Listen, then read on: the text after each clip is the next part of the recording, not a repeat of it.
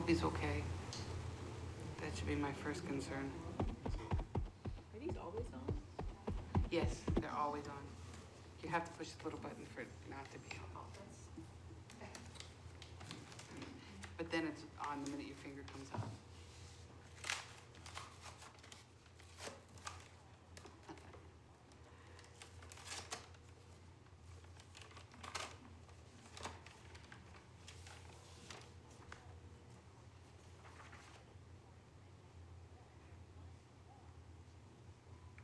Hi Ben, this is Trish. We need you for quorum. Bye-bye. Are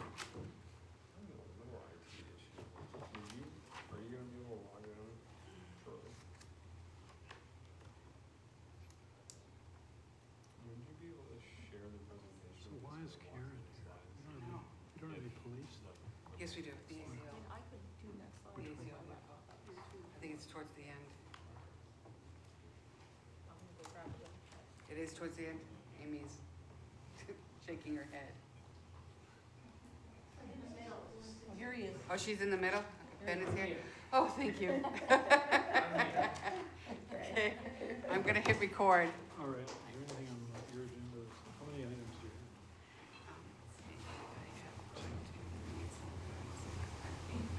have? 10 plus the presentation. Or which is the police?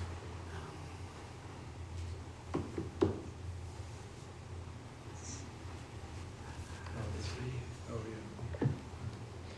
And that could be controversial. All right, so we're going to call the meeting of the Finance Committee to order. Madam Clerk, would you please call the roll? Yes, Mr. Mayor. Alderman Alex Como, he's not here. Alderman Tyler GOV, he's not here.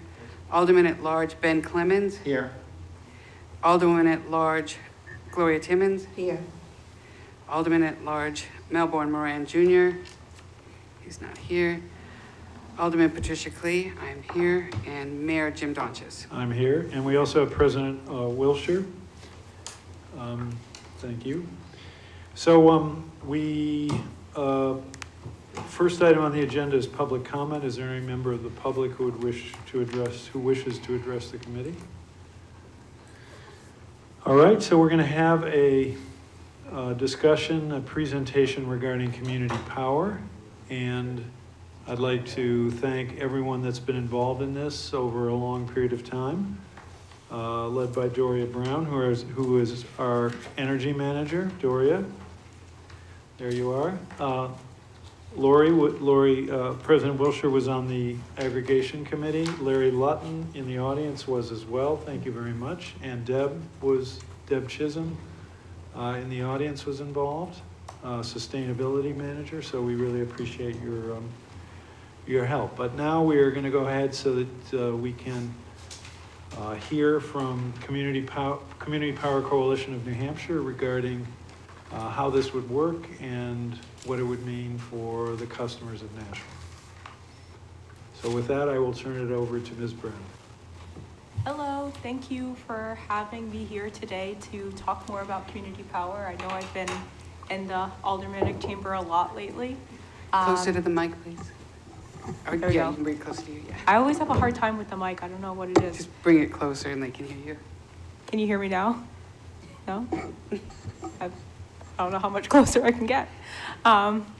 So I have brought today the Community Power Coalition of New Hampshire to do a presentation with an overview on the coalition, an assessment on where we are for launch capabilities, and an overview of the documents that we need to pass in the aldermanic chamber to start working with the coalition to be able to purchase power. So here I have Samuel Golding, who is with Community Choice Partners, and he is a contractor that has been working with the coalition since 2019 to launch the organization, and now again to launch and start purchasing power, as well as some people online from Ascend Analytics and Calpine who have been helping the coalition since this fall when they entered into contracts. And I'm going to turn this over to Samuel Golding. Thank you, Doria. apologies for the technical difficulties. I'm trying to make this as large as possible because the screen sharing options just aren't going full screen for whatever reason. I have been, as Dory said, with the coalition for a number of years since the law was signed by the governor, and have enjoyed helping coordinate across all the members as the organizing group that Nashua helped to found became a formal power agency, the Community Power Coalition of New Hampshire. Hi, Sam. Are you able to hear me? I am Scott. And who do we have on Zoom? So that's Scott Rigglesworth of Ascend Analytics. He's Okay. Ascend Analytics is the portfolio risk manager I could hired. hear you, Scott, but I couldn't hear Sam or Okay. Ram. They're on mute. I don't know if they're started the meeting or not yet. Oh, apparently they can't hear us online. I think they have started the meeting, 'cause I can see some speaking, but none of us can hear on our side either. Okay, hold on, let me get I'm on. looking for the chat button. I can get on. I can't understand it. It's okay. I can try to do this. So we can hear you in the meeting. Let me talk. We can hear you now. Can you hear me now? Can you turn off your volume? Yeah. Yeah. Okay, Scott, give me a thumbs up if you can hear me. Great. No. All right. Well, Scott, do you want to introduce the Ascend team? Sure, I'm happy to do so. So, with us from Ascend Analytics is Carlos Blanco, coming in from Oakland, California, and Allison Weiss, who Allison is in Colorado, near Boulder. So the three of us are pleased to be with you tonight. I'm in Ohio, so we're all over the map.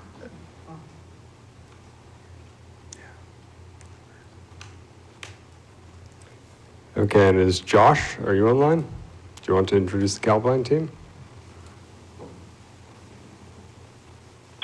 Yeah, let's do a quick audio check. Can you hear me okay? Yeah? Wonderful. So I'm Josh Rock. I'm the Vice President of CCA Commercial Operations for Calpine Energy Solutions. And I have a number of my colleagues joining me today, including our Marcus Dodson. He's a VP over retail commodity. We also have Paul Soko, who is the manager of our CCA implementation options, as well as a number of other colleagues, including Jalen Bagshi, who helps oversee the account support for a number of our CCAs. And we're all based out of here, either in San Diego, except for Marcus, who's based out of Houston. It's a pleasure to be here today. Great, thanks, Scott. Well, the introductions don't really carry a lot of weight if we can't see the Zoom, but they're there. Okay, so moving on. We'll provide an overview of the coalition and the qualifications of the companies that are helping to operate the power enterprise.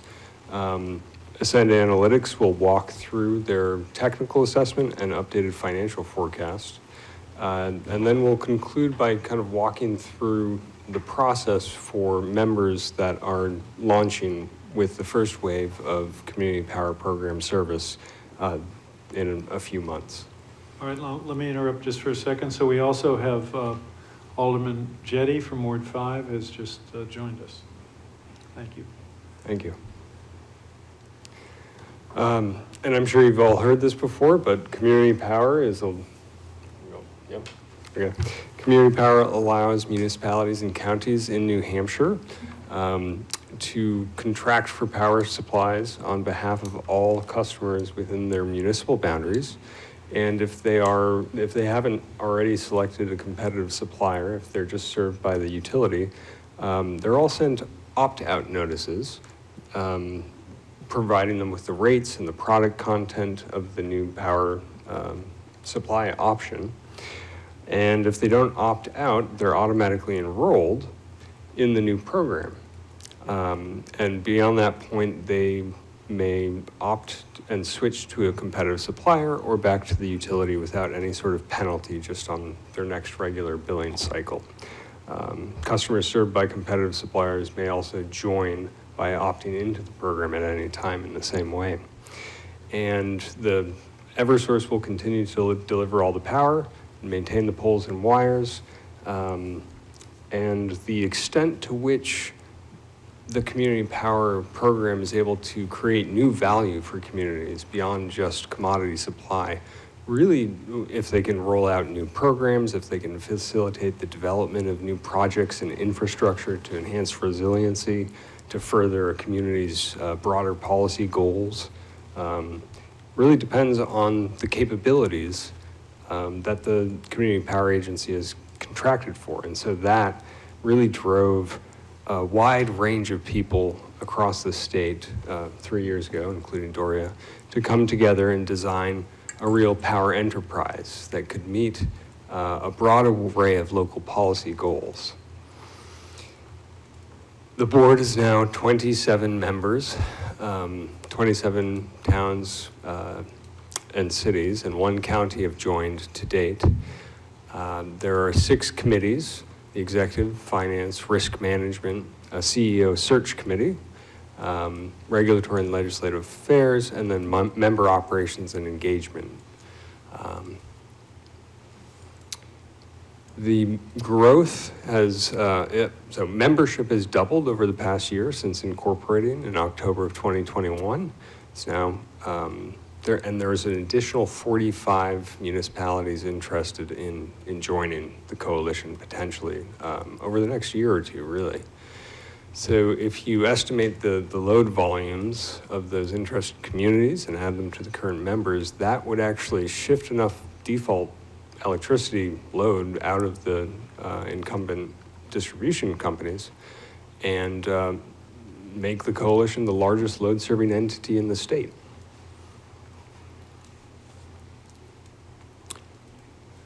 Part of the success is because the coalition has kind of standardized and accelerated the formation of community power programs, working closely with local energy committees, providing all of the materials and the support necessary so that towns and small towns to large cities feel empowered to create their own programs in a rapid and fairly comprehensive manner. And this is what our organization chart looks like at this point. You have the citizens of New Hampshire up top and the Wave 1 members, and then the members that are anticipating launching next year, although Portsmouth is now trying to accelerate and launch in June, and Dover is considering that option as well. The agency contracted early on for very qualified general counsel that has a depth of expertise in the public power sector and in serving similar community power joint action agencies as the coalition. Henry Herndon, the other consultant, has been involved since the organizing group as well, and we are together playing a bit of a coordinating and staff role almost until the CEO is hired and then the team is built out, which I anticipate will happen very rapidly. The operations are provided by Calpine and Ascend, of course. Calpine is going to be providing, they're going to be the load serving entity. So they'll be the entity registered with the ISO New England wholesale market that is financially and operationally responsible to forecast and schedule all the load on an hourly basis of the coalition across all the members, and financially responsible for paying the invoices that come in from the power market operator twice a week. And there's been a lot of structuring of the finance around that to kind of make all of that work and to make them whole and provide sufficient credit support for the coalition to stand up and launch and procure enough power and hedge ahead of time. The strategies and modeling to do that is what Ascend Analytics provides. You'll hear more about their background shortly. And then to support all of the members, the growing membership base, and working with the energy committees, Clean Energy New Hampshire and also Henry Herndon, the other consultant, provide that capacity. We also have River City Bank helping to structure the financial mechanisms around the power procurement and repayment process, which they've done for a number of enterprises, similar to the coalition, about, I would say, a dozen different community power joint action agencies.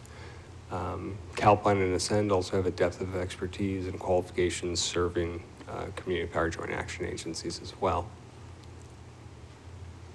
And with that, I will turn it over to Josh Brock to provide an overview of Calpine's qualifications and what they bring. So Josh, just let me know when you want me to flip slides. Perfect. Thank you, Samuel, and thank you, Bart. It's a pleasure to be here this evening. I appreciate the opportunity to present to you and provide a little bit of detail of what we'll be supporting for CPCNH. So just some quick background on Calpine Energy Solutions. We're based out of here in San Diego, California, and we operate in every competitive market throughout the United States, providing power and services to every opportunity where customers have a choice in terms of who provides energy. Today I'm speaking specifically to our CCA division. Calpine has been supporting CPA agencies like what CPCNH has formed and actually is contemplating for about 13 years now. We originally started our first service in 2010 with an agency called Marin Clean Energy, now known as NCE. And over the time, we've grown to now serve close to 25 agencies throughout California and other states. And we currently operate and support on a daily basis over 4 million active meters, providing billing services, data management, and a number of other core and critical functions that support the ongoing daily operations and management of power agencies, similar to what CPCNH is contemplating. And what you'll see here is just a couple of headshots from some of the various members of our leadership team that are here to support the launch of CPCNH. And overall, we have over 140 employees all dedicated to supporting and managing the daily operations and launching of CPA agencies. Next slide, please.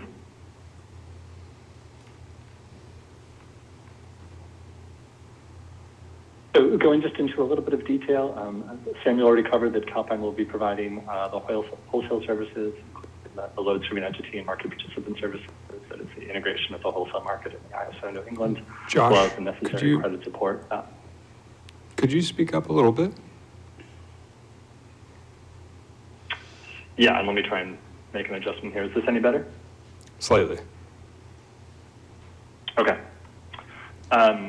I will attempt to speak louder here. So we'll be providing the load serving entity and market participant services, as Samuel mentioned, which is the interface with ISO New England and the overall wholesale market participation, including the credit and collateral support. And the other sort of core bucket of services is what you might call the retail interface.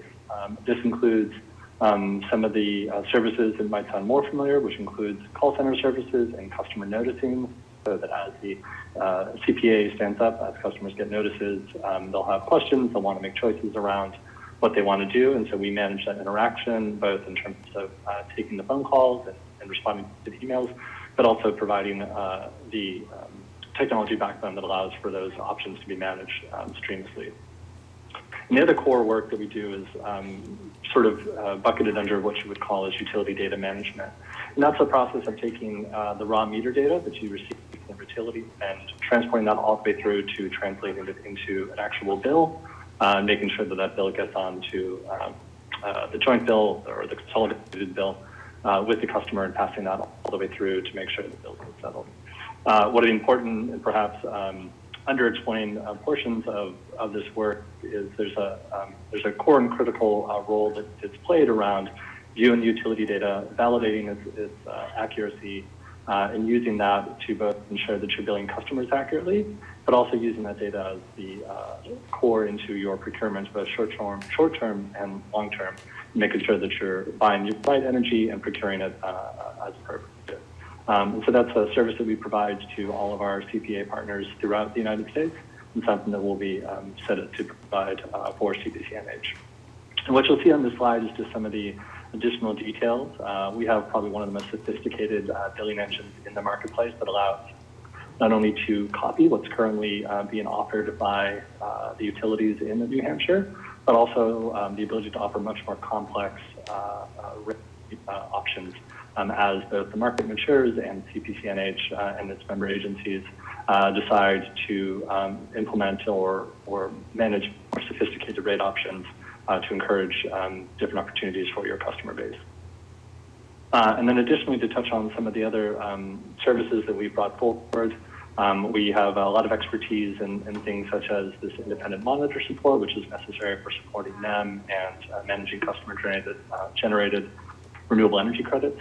But we're also experts in the field of utility data and are on support to CPCNH to help manage and support them in any of the regulatory spaces where there needs to be engagement with the utility around the services they're providing to CPAs and how that services can be improved. And we'll talk more about this on the next slide, but we also have a performance-based residential EE and electrification program platform that will be available to CPCNH.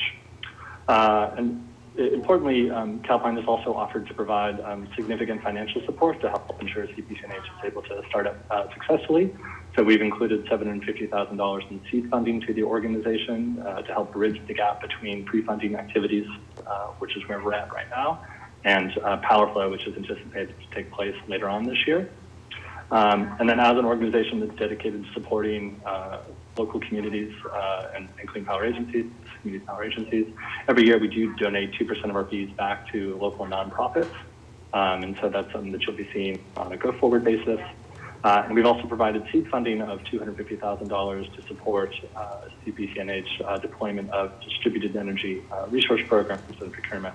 So we can talk more about that. Next slide, please. Okay, so two just interesting and useful products that we wanted to highlight for the city today. One of them I mentioned briefly is our data-driven software platform that we procure through Recurve Analytics. And this allows us to take utility data and use it to value the actual impacts that a demand response or energy efficiency measure would generate on the grid, and then incentivize and pay out for the impact that those various measures could have.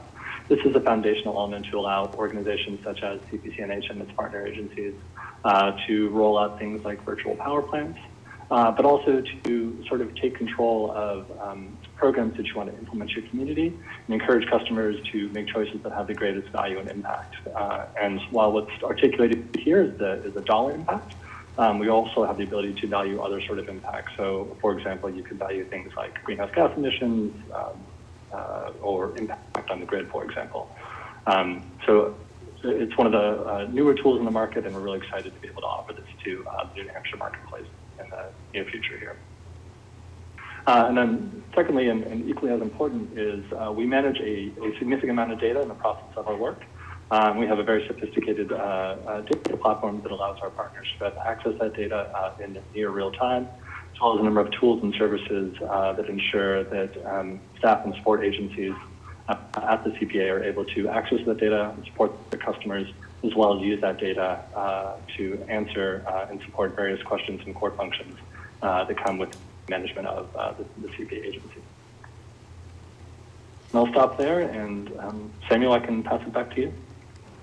Thank you, Josh. Scott, I believe you are up to introduce Ascend. Yeah, very good. Thanks, Sam. So we are Ascend Analytics. We are representing the procurement side of the long-term hedging and risk analysis, taking the undertaking of launching a CPCNH is a significant feat for the communities of New Hampshire. And we have a lot of experience in working with power companies and CCAs in California, similar to Calpine, offering services and software around energy risk management, procurement, bidding and scheduling, as well as resource planning in the long run. Our founder, Gary Doris, wasn't able to be here tonight. He's actually fallen ill, unfortunately. He does extend his regrets for not being here. But as I mentioned, myself, Vice President of Operations and Strategy, Allison Weiss, our Vice President of Optimization, and Carlos Blanco, who is an expert, world-renowned expert in energy risk management, are all here. And then other members of the team here as well. We we have a lot of experience, both through our work at Ascend and then also industry experience from other parts of our career. I, for example, worked with Mike Ballo on this slide for the Dayton Power and Light Company in Ohio, and we were responsible for portfolio analytics and risk management of that portfolio, inclusive of retail supply and so forth. So a lot of experience and comfort in this space. At Ascend, we have several different software capabilities on our platform. 4 of them are quite relevant to CPC&H. One is Smart Bidder. Allison will share a little bit about that later. We'll be using PowerSim Portfolio Manager for our hedging and risk analysis, PowerSim Planning for procurement as we get down to in the future of planning out the portfolio and bringing on local projects and resources. And then our market intelligence is going to help with anything from tomorrow to 30 years out, the sorts of activities in New England ISO as we expect will evolve over time to inform decision making. If we could, Sam, go ahead and jump to the next slide. So energy risk management is a bit of a cyclical process. And so what I share here is just a little bit to explain the daily or weekly goings on that we'll be engaged in with CPC&H. First off, every day there'll be some sort of report that will come to us or to members of the risk committee or employees of CPC&H as they're hired in the future. And those reports will inform decision making. And at some point, decisions will be made to execute trades, hedges, to protect the portfolio from certain risks. And then we will pick those up along with updated data about the customers that are enrolled, growth of the coalition and so forth. And we will capture market data about current market conditions. That's all automated. It will go through PowerSim, which is our modeling platform, and churn, and it produces, again, a report. So this process or cycle is what we would call, with us engaged in helping with you, is what we would call software and services. So we're not just a software company, not just a consulting company. We do both and offer both, and in your case, we're performing both for you. As part of our agreement with CPC&H, though, we realized that the coalition is going to staff up over time and will develop internal capabilities and competencies that will cause the need for our services to begin to reduce. And so our contract contemplates that over time, the coalition will have responsibility for some of the things that we're doing. We will come alongside and support as needed. And obviously our systems and software will be something that we will teach people how to use and share with them and support on an ongoing basis. Next slide, Sam. So on the left, you get a little screenshot of PowerSim. I could spend hours showing you our products. I'd probably spare you that agony, but PowerSim, it does have the ability to see the portfolio and understand it, and we do model the New England ISO, and we'll be able to model your portfolio quite well in understanding it. On the right-hand side is a projection of what the term there you'll see is stochastic, but effectively what it is we did for the technical assessment around the base case, 100 different possible outcomes in the future. And this chart shows the expected reserves that the coalition builds as a coalition of communities. The reserves grow over time with an expectation to be around $85 million after 2028, which is kind of the end of the forecast for the purposes of the technical assessment, ranging from 60 million to 100 million or so. And so we're giving a good picture of the range of uncertainty on the expected performance in a multiple simulation, sometimes referred to as a Monte Carlo or stochastic simulation of possible future outcome. And so we try to inform with more than just a point estimate. In fact, many assessments that I did review in preparing this one, I saw very much relied upon just one pass of the future, one possible outcome for the decision. And we use our capabilities at Ascend to kind of paint the picture of a range of outcomes so you could have some appreciation for how that might appear. We also, on the next slide, did a stress test of several different, I'm off on the next slide. So, yeah, thanks, Sam. This slide shows several different elements of where the reserves and community savings and the community member benefit wind up. So on the bottom left is the same chart that I shared earlier. On the right-hand side, what I want to call out is the blue bars. Those equate to the reserve level build over time. There is a lag between those blue bars and the dark green shaded area. The dark green shaded area would be, if you're an accountant, it's the accrued net revenue. The bars would be cash. There is a lag of several $1 million month over month just because of the timing of billing and receiving revenues. And so we're showing both there. On top of that, in the lighter green is community savings or customer savings. And when you combine the build of reserves along with the customer savings, you get effectively what we're calling the effective community member benefit. And so that, on a percentage basis, percentage is taking that benefit and dividing it by what would otherwise be paid in utility rates to Eversource and Liberty and Unitil and so forth. That is a percentage. And initially the percentage shoots up very high for reasons we'll talk about in a moment. But it comes back down and levels out and winds up around 16 or 17% in the long run, which is a very competitive, very attractive percentage of savings. And on the top left is a distribution that shows across the 100 simulations of the base case scenario, the range of uncertainty on what that member benefit is. So it ranges roughly from about 12%, 11% on up to as high as 22, 21%. So a solid sense of the range of uncertainty on what that is. Again, not just a point estimate. We're not just saying, hey, we ran one case and there's a 17% benefit. We actually did a whole series of possible outcomes to show you this distribution so you could have some informed decision making around the range of uncertainty and what it might look like.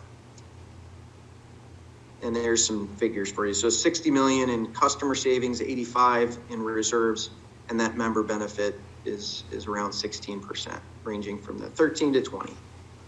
The other point would be, based on these projections, we are projecting that by the end of 2028, CPC&H would be able to achieve an A investment grade. And that would be very attractive from the standpoint of being able to operate with flexibility, both in financing with lenders as well as in the context of trading and the wholesale markets when hedging. So two very important reasons to be financially stable. We can jump to the next slide. And this is the one I had in mind, and I apologize for getting them out of order in my mind. In addition to the stochastics and the range of uncertainty, we tested a series of different scenarios around the P50 or the middle simulation of those 100. And what we did is we said, what happens if certain other things change and it's not as planned in the base case? And we tested these things. So I'll start off on the upside, we'll go to the bottom, and then we'll jump back to the middle. So we said, hey, what happens if the coalition actually grows and the membership that's projected, 95% of that is joins and it is attained as growth over time? As well as, what if Senate Bill 321, the cap is lifted and we're able to do a number of other projects beyond 2 per utility for the pilot, and we're able to do a lot more. What does that look like in 2028? And you can see that the reserves build to almost more than twice what the base case is. So very attractive, not entirely impossible outcome on the upside.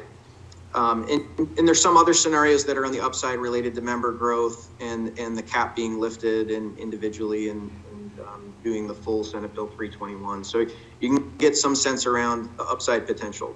On the lower end of things, we do know that Nashua has been seeking great wisdom in their decision-making process about when to join, whether to join, and many other factors. And so we did run some cases just to inform the coalition because of Nashua's importance and Nashua's decision on what the outcomes might look like. And so we ran some cases with and without Nashua and with and without other members beyond Wave 1. And you can see that those cases there's still viability, obviously less exciting, but certainly still strong. And then when we go back to the middle cases, you'll see there's a series of ones that tested different things around the default offering for RPS or renewable energy credits, increasing that or over complying in principle effectively. And then several cases around Senate Bill 321. And on that note, I wanted to transition to have Alice and Dr. Weiss share with us a little bit about local projects and the impact of the IRA, Inflation Reduction Act, on activity in this space. Allison? Thanks, Scott. Yes, we just wanted to highlight a little bit here the large opportunity that exists for building out local distributed, especially projects, clean energy projects that can really contribute to the performance and as well as clean energy production of this coalition. So we see those scenarios that Scott showed, there's a lot of potential upside for building out what's currently allowed under Senate Bill 321, as well as what you could do if those restrictions are lifted, really increasing the revenue. And that's because under current economic conditions and with the support of some very exciting legislation, these projects can provide power for substantially less than what you can procure it on the open market.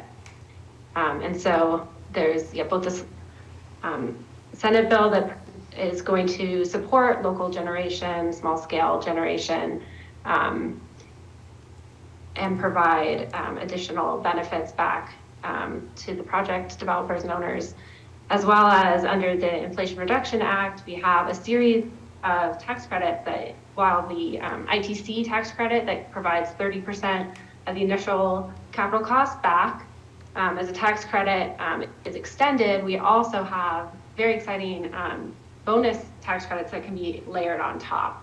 And we have a map there of the Nashua area. You can see that there are regions here that are going to qualify for these different tax credits. And in fact, the bonuses can stack on top of each other. So now instead of a 30% tax credit, it could be up to 50%, really reducing the cost of installing these projects. And that's why they can provide so much benefit over their lives to the community. So we see here, the green is low income areas that would qualify, as well as you can get that extra tax credit from being an energy community. And one of the criteria for that is having a brownfield site. And so there's sites here in Nashua that would qualify for that as well. And as we mentioned, the Senate has a lot of experience valuing, sizing these projects and looking at where it's going to be good places to put them, as well as what we can expect for their revenue over the course of their project's life. And so we can assist in evaluating potential projects, as well as they go into actual operations, bidding the projects into wholesale markets for the benefit of the members of the coalition. Excellent. Thanks, Allison. And Scott, I just wanted to jump in and for the benefit of the audience, not all of whom can see the slides, but a key takeaway from the modeling that Ascend conducted was that under the new market-based framework that Nashua and other members of the coalition worked together to pass Senate Bill 321, these projects are paid for the benefits that they create in terms of transmission avoided costs and generation capacity avoided costs, as well as the energy components. And the revenues from being able to realize the value that's being created through those projects now is very almost astonishing. It's kind of a game changer. So the bottom line is that developing local projects, clean, decentralized generation and storage in New Hampshire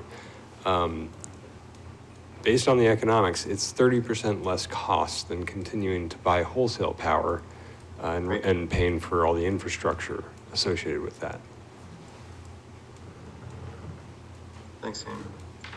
So this next chart is illustrative of the cost structure and what we call headroom, or the space to provide savings to customers and build reserves between the utility costs, the utility rates that customers would otherwise pay, and the cost structure of CPC&H.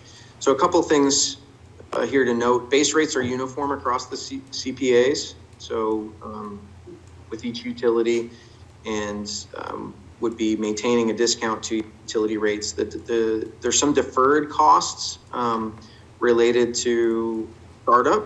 So folks like Ascend, Calpine are providing services at risk currently, pending launch, and costs that we're incurring now are being deferred. Those deferred costs are only a fraction of a penny per kilowatt hour over 5 years.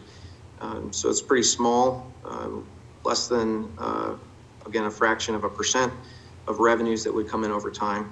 And then there's a steady state operating cost. So as the coalition grows and it gains greater economies of scale, only 4% of the revenues would be used for operations, and that is extremely competitive in this kind of a retail supply community aggregation business model.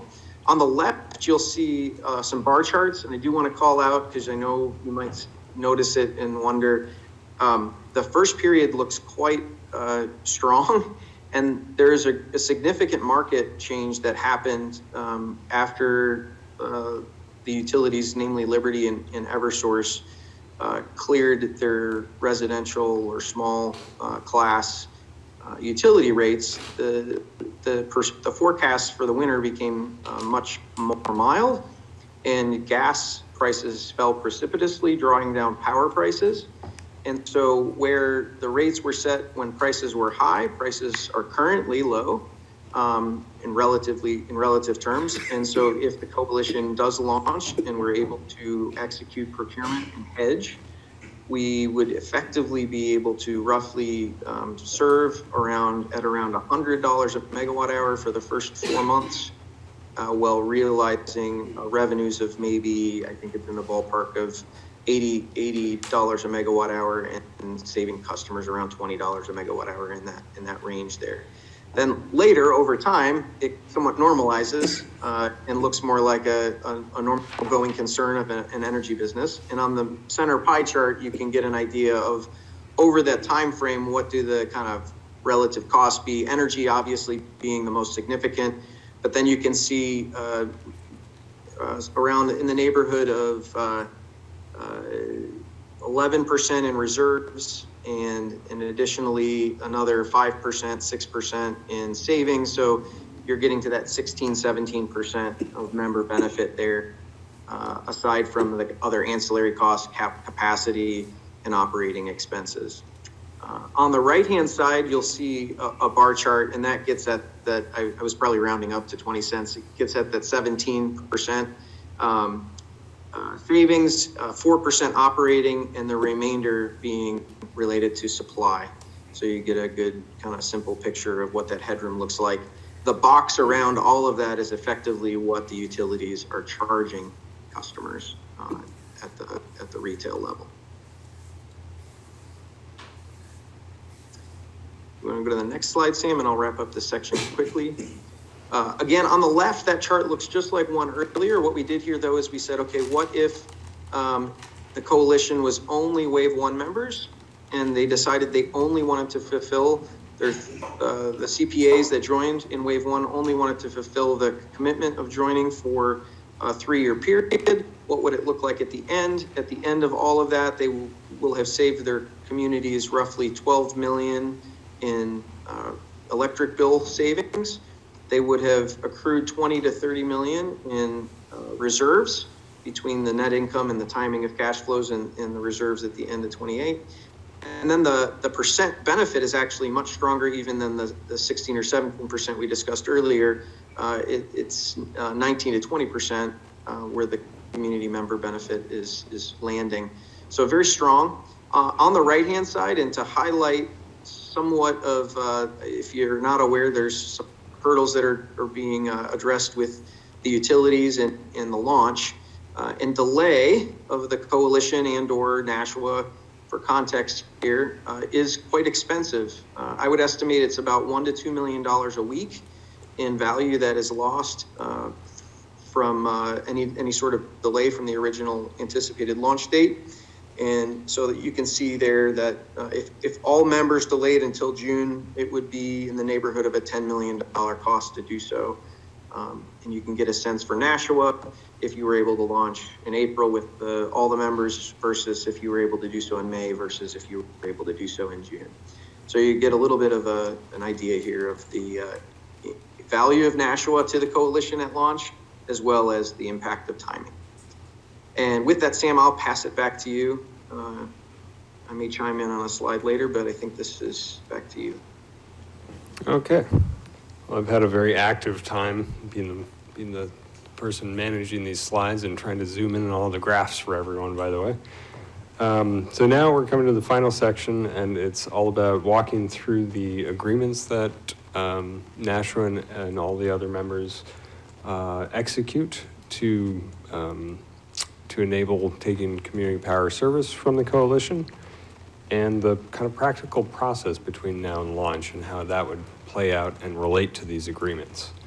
There are 4 of them: the cost sharing agreement, the member services contract, a set of policies of CPC and 8 of the coalitions, energy risk management, retail rates and financial reserves, and then also a data security and privacy policy. So in general, the cost sharing agreement establishes an overarching framework to transparently and at a very granular level track costs and allocate them to members. The member services contract provides kind of turnkey complete services, all the credit support necessary to launch and operate the CPA program. And it authorizes the coalition to provide services and as an agent and to collect revenues and pay off power suppliers and so on and so forth for a 3-year term. There are early termination options in there, and we kind of get to that on the last slide. And then it critically allows each member to designate an authorized official. And this one official may be delegated to 3 different authorities by the member. And this is kind of what makes the complexity of our decision-making process manageable, instead of going back to, a dozen or 2 dozen or 50 governing bodies every time we need members to make a decision. So that authorized official has the option of electing to defer procurement if they don't like the kind of market pricing before they launch. When they're thinking of launching, they can hit pause and come back later. Not unlike the broker model, actually. That's how that functions. They have the option, you can delegate authority to them to select which rate products are offered for their service territory, because as we'll talk about, there's a number of different types of rate products that are being offered to members and structured through procurement. And then as part of the rate setting process, they could also elect to collect an adder that's kind of just in addition to the base rates. And that would fund a discretionary reserve account that would just be for your use.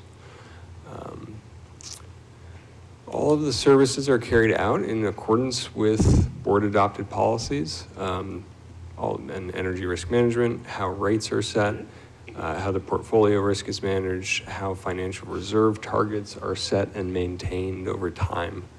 And then the data security and privacy policy just ensures compliance with New Hampshire statutes and law regarding protection of customer confidentiality.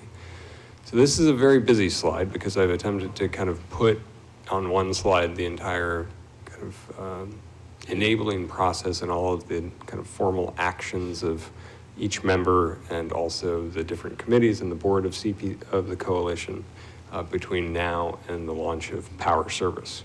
So after executing the agreements, and you can kind of see the authorized officers highlighted here, the risk management committee would convene to assess market conditions, Ascend Analytics would prepare forecasts of what the coalition's rates would be and what the members' rates would be given the current market conditions at that time, which, as Scott has walked through, are extraordinarily favorable and have never actually been better in recent history.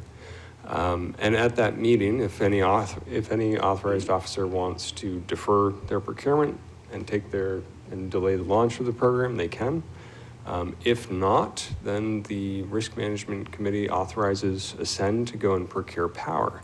And they'll authorize them to procure power within a range of prices because, and those will be tied to the range of rates that would be acceptable to the members at that point in time. Ascend would go and solicit the market, negotiate deals, and then execute within the parameters of the authority that's been delegated to them for those transactions. Then the rate setting process begins. So the Finance Committee would hold a public hearing to solicit input into the rate setting process. Risk Management Committee would also do the same. And after incorporating public input and the input of all the members, they would recommend rates to the board for approval. And at that stage, the authorized officer could select kind of which of the rate products should be offered as a default product, because there'll be kind of a minimum RPS, same as the utilities product. That's the default product by default, but you could also offer a higher RPS or carbon-free product as the default. And then in that case, you might want to offer the base rate product as kind of an opt-down for customers, or you might not. And there'll be also above that 2 premium products, a kind of clean 50 and a clean 100 product. So members can choose whether or not to offer those to their customers. Then the board would meet and formally approve rates. At that point, they would be published online to the Department of Energy's shopping comparison website. They'd be printed onto the mailed notifications that go out to customers. And within 2 weeks of that mailing going out to all customers in your territory, you'd hold a public meeting and about the program to kind of educate the community, field questions, that sort of thing. And then 2 weeks after that, customers would begin the process of being enrolled. So Calpine would submit switching notices to the utility, and customers would enroll in tranches over the course of a month, depending on kind of when their billing cycle starts and ends.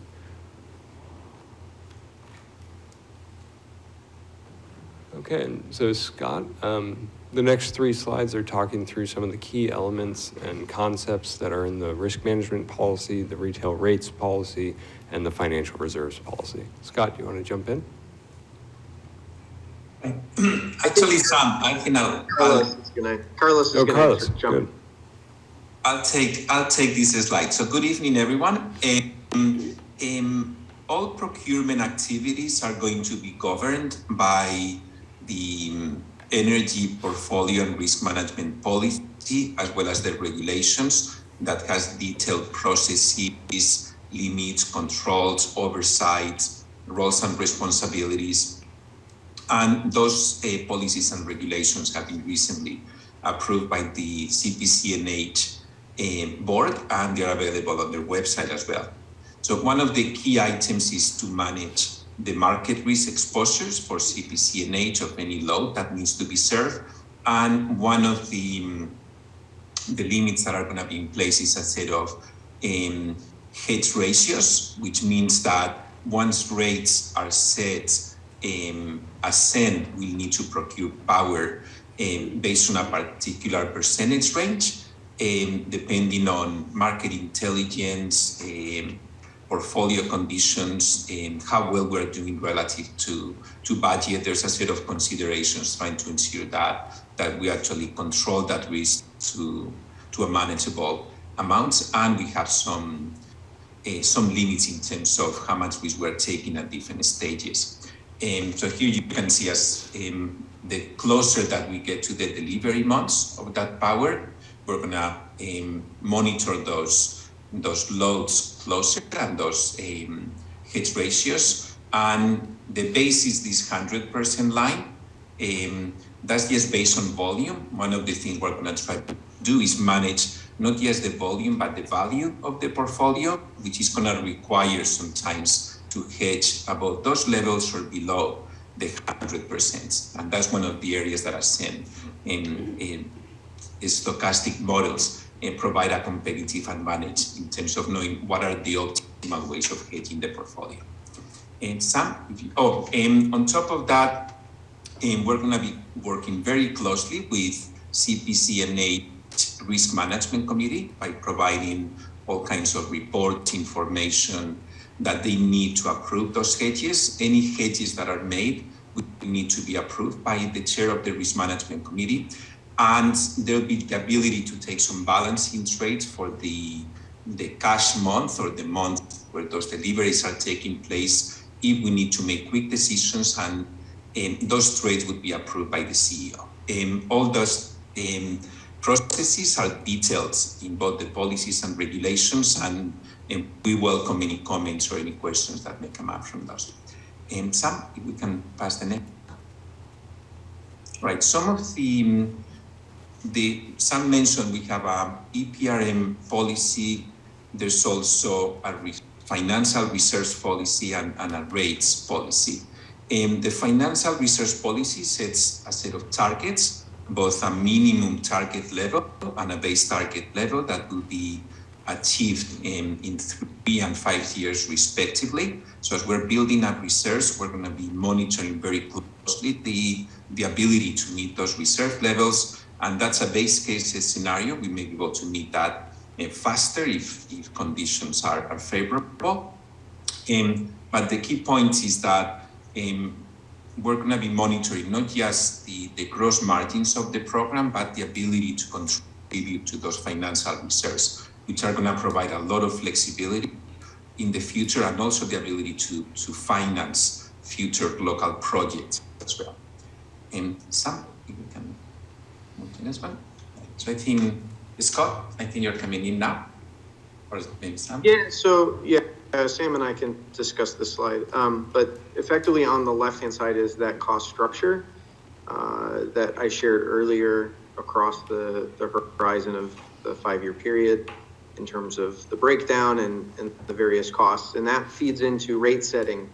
So being able to cover the costs and contribute to reserves and offer customer savings is the name of the game, if you will, and being effective and being successful. At the same time, there is a desire to consider different offerings to communities with respect, and Sam kind of mentioned these earlier. So there would be a base program, which is effectively the basic plan is the equivalent to compliance with state requirements on RPS or renewable portfolio standard through RECs or renewable energy credits that would be procured. The second would be a slight overcompliance instead of 23.4%, 33% compliance. So you would over procure effectively to be greener, if you will. And that one is viable as a default option for any or all communities for the purpose of what the standard rate is that a customer would take if they signed up and just said yes and didn't choose a rate. It is quite possible that that we can, for select customers who choose the Clean 50 or have a 50% renewable rate, or Clean 100, 100% renewable rate, to procure, for example, hydropower as part of the procurement process to offer carbon-free compliance and thus meet a requirement. Now, this is interesting for me because in California, there is a certain mandate that the state has for certain targets, and 100% green is the name of the game for most of the CCAs there. Since you don't have that in New Hampshire in terms of a requirement for that level of renewable or carbon-free, this is a very unique offering and a unique opportunity for residents of your communities to choose to step up and procure a greener future for New Hampshire. I think the next slide, Sam, might be back to you, or maybe it's, all right, so this is cost sharing, and I'll say enough to be dangerous, and Sam, I'll let you cover maybe a little bit more of the technical elements of it. But effectively, each CPA is going to pay their own costs, and we're going to do that as precisely as possible to the fullest extent possible. So if we have enough detail to know, individual customers, for example, and what it costs to serve them, and in the data that's available, we will procure costs quite precisely. Other than that, if we have to, we will be using rather normative measures in the allocation method column there. It describes most of them. Many of them are dollar per kilowatt hour, dollar per megawatt hour, or pro rata share of costs. Others might be specific to the nature of the cost. So if it's a capacity cost, we might be looking at the peak of the customers and assigning the cost that way. Sam, what would you want to add here to this slide comments? Thanks, Scott. Yeah, so it looks complex, but at the end of the day, it's really, this is what's under the hood of a power enterprise, and all of these are accounted for as a routine matter, of course, and a lot of effort was put into structuring the cost sharing agreement so that it honored the commitment in the joint powers agreement that there wouldn't be any cost shifting across community power members to the maximum extent possible. It's not completely possible because at a certain point they just don't measure certain things in the power sector, and so there are some residual sharing. But unfair or unclear cost allocation in the energy industry is a major risk to the long-term stability of any sort of joint action power enterprise. And so we believe that we've avoided that risk. And on top of that, there's a number of transparency and oversight mechanisms built into the cost sharing agreement as well as to the joint powers agreement. And I guess taking a step back, the one thing to kind of realize high level here is that, okay, so rates are going to be set. They're going to be equal across the membership within a given utility territory. That generates revenues, and then costs are tracked and allocated to each member. So you subtract that out of the member's revenues, and what you have left are joint reserves, net revenues, that are banked, but also accounted for and allocated to each individual member. And that becomes relevant for the discussion about how the contract termination mechanisms work that we'll get to in 2 slides. But before that, we're kind of going to... Yeah, go ahead, Scott. You want me to do this real quick? Yeah, so this is the range of uncertainty as we simulated in the technical assessment. That's akin to the illustrative chart that Carlos showed about reserves. So the minimum reserve level that the coalition is targeting to achieve is 60 days. So that's the amount of reserves divided by a rolling 12-month of expenditures. So as we look at this here, the coalition is trying to get to 60 days in 2 to 3 years as just a good matter of practice in providing a stable future, if you will. You can think of this much like your personal bank account. You want to have some cash flow capability in your bank account. And so the coalition should target some minimum level of, in this case, 60 days. The target level in the long run is the 120 days. So at the 120-day level, that's where we'd like the coalition to be able to land. It's a good measure, and it's common to many similar organizations in the power industry. Then there would be also a maximum. So the maximum would be 180 days. And if we had, that would be a good problem to have. There are a few scenarios that achieve 180-day reserves by the end of the 5th year. And there would need to be discussions around then how to use the reserves or give them back to communities or ratepayers and so forth. So, Sam. Okay, so this is the last slide, and after a member executes the member services contract and then the Risk Management Committee convenes and authorizes procurement, and the authorized officer doesn't opt out at that point. Beyond that date, the members' load is just included in the coalition's power portfolio, and the coalition becomes obligated to hedge in accordance with the policy, set rates to recover the cost, and accrue reserves on behalf of the member proportionate to their load volume.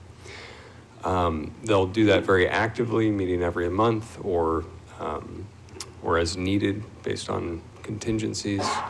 And as we kind of walk through, while the policy allows hedging to be put in place out to 36 months, it's not as though the coalition is going out and just locking in the price for 3 years. It kind of drops down over time. That's designed to give flexibility to layer in some of the advantages of longer hedges to blunt market price movements, but also not overcommit and kind of put the entire enterprise, the entire portfolio at risk of winding up above the utilities rates in 4 months or 6 months or what have you. So if there's 3 termination options here, and this is kind of from the perspective of a Wave 1 community. There is the initial 36-month period of the contract, and we have structured the risk management policy to only allow hedging out for 2 years at the outset. And then once we've been operating a year, that just extends to the normal 3-year rolling term. As a consequence, if you decide that you want to pull out of the coalition during that first year of operations, the end date for that automatically, if you submit advance notice, would be the end of that initial 3-year term. If you submit notice after the first 12 months of operations, then it just becomes, from whatever date you submit the notice, the end of the 3-year term on a rolling basis, right? Now, the only reason that there are any sort of restrictions in here is to honor the Joint Powers Agreement commitment to not shift costs across CCAs, CPAs, different members. And so there's an early termination option in the contract that says, look, if you want to exit early, CPC&H will analyze what fraction of hedges have been entered into on your behalf and say those are above market, right? We hedged that at $80, now it's $70. And so we can unwind those positions, but the net is at, $10 extra for X amount of megawatt hours, right? If the member has accrued reserves, if they, and so cover that, then all the members are made whole. And so there's no barrier to leaving early. And if they only cover part of that, then the contract directs the coalition to inform the member of the earliest date by which it could terminate the contract early. And that, so the whole kind of architecture has been designed to maximize flexibility for members as best we could assess how, up to the limit of prohibiting cost shifting. All right, so are you questions now? Sure. I do have one about the reserves. So in a couple of the of the time periods you were talking about, 3 years, for example, you projected that the reserve accumulation would exceed, in terms of total dollar amount, would exceed the amount of savings to customers by a fairly significant margin. Once the reserves hit the target that you're seeking to reach, 120 days, 180, whatever it is, would then the level of savings that would go to customers rise considerably because there would no longer be a need to accumulate reserves? So I'll take You follow that question? I can take a quick stab at that. So there's, as I've explained the technical assessment to many folks at this point, the one thing that we don't know is what happens in the future, right? Which is why there's many scenarios here. And keep in mind, so 60 days is the minimum level that we believe that the coalition should seek to achieve. And in fact, that's the threshold it set for itself in its reserves policy. 120 days is the target. So as part of the objective of achieving an A credit rating, being able to absorb the ebbs and flows of power markets on behalf of customers, which you can kind of see seasonally here, even in this chart, is the idea that it should strive to get to that 120 days. Now, that doesn't preclude the coalition from making decisions in the future that may not have been fully contemplated in the context of the technical assessment, looking at the future from today. So should the coalition get to a point where, be it 60 days, be it 120 days, faster than expected, something like that, it decided that it wanted to shift to offering a greater amount of the, we'll call it the headroom, from reserves to savings, and maybe slow the rate of contribution to reserve in the future, there would be nothing to necessarily stop that discussion from happening. And I believe, Sam, correct me if I'm wrong, but individual communities can even get to the point of making certain decisions to that extent, correct? Yes, with the discretionary reserve adders, but Mayor Donchas, the answer to your question is yes. If proportion of the net revenues available of the operating margin did not have to be banked in reserves, the rate decreases could go up. And if sort of the middle level, moderate, middle case projections were to come to pass, how long would it take to accumulate 120 days of reserves? Scott, the P50, when does that reach the 120 target? It's right around the end of 2027 there in that chart. Okay. So 4 years out. Yeah. Yes, Okay. that's correct. Mm-hmm. Now, do other people have questions? Alderman Clemens. Thank you. Thank you, everyone, for this presentation tonight. I appreciate it.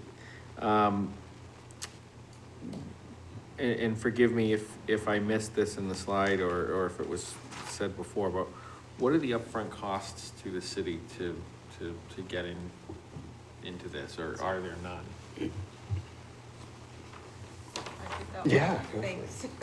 There are no upfront costs to starting up this community power program. In fact, you aren't allowed to use tax dollars to start a community power program. All the costs for the program are paid for through purchasing of power. And there's a chart in here that shows the breakdown of the purchasing of power and what goes to reserves, what goes to paying our vendors, and so on and so forth. And none of this includes tax dollars or any upfront costs that have to be put up by the city of Nashua.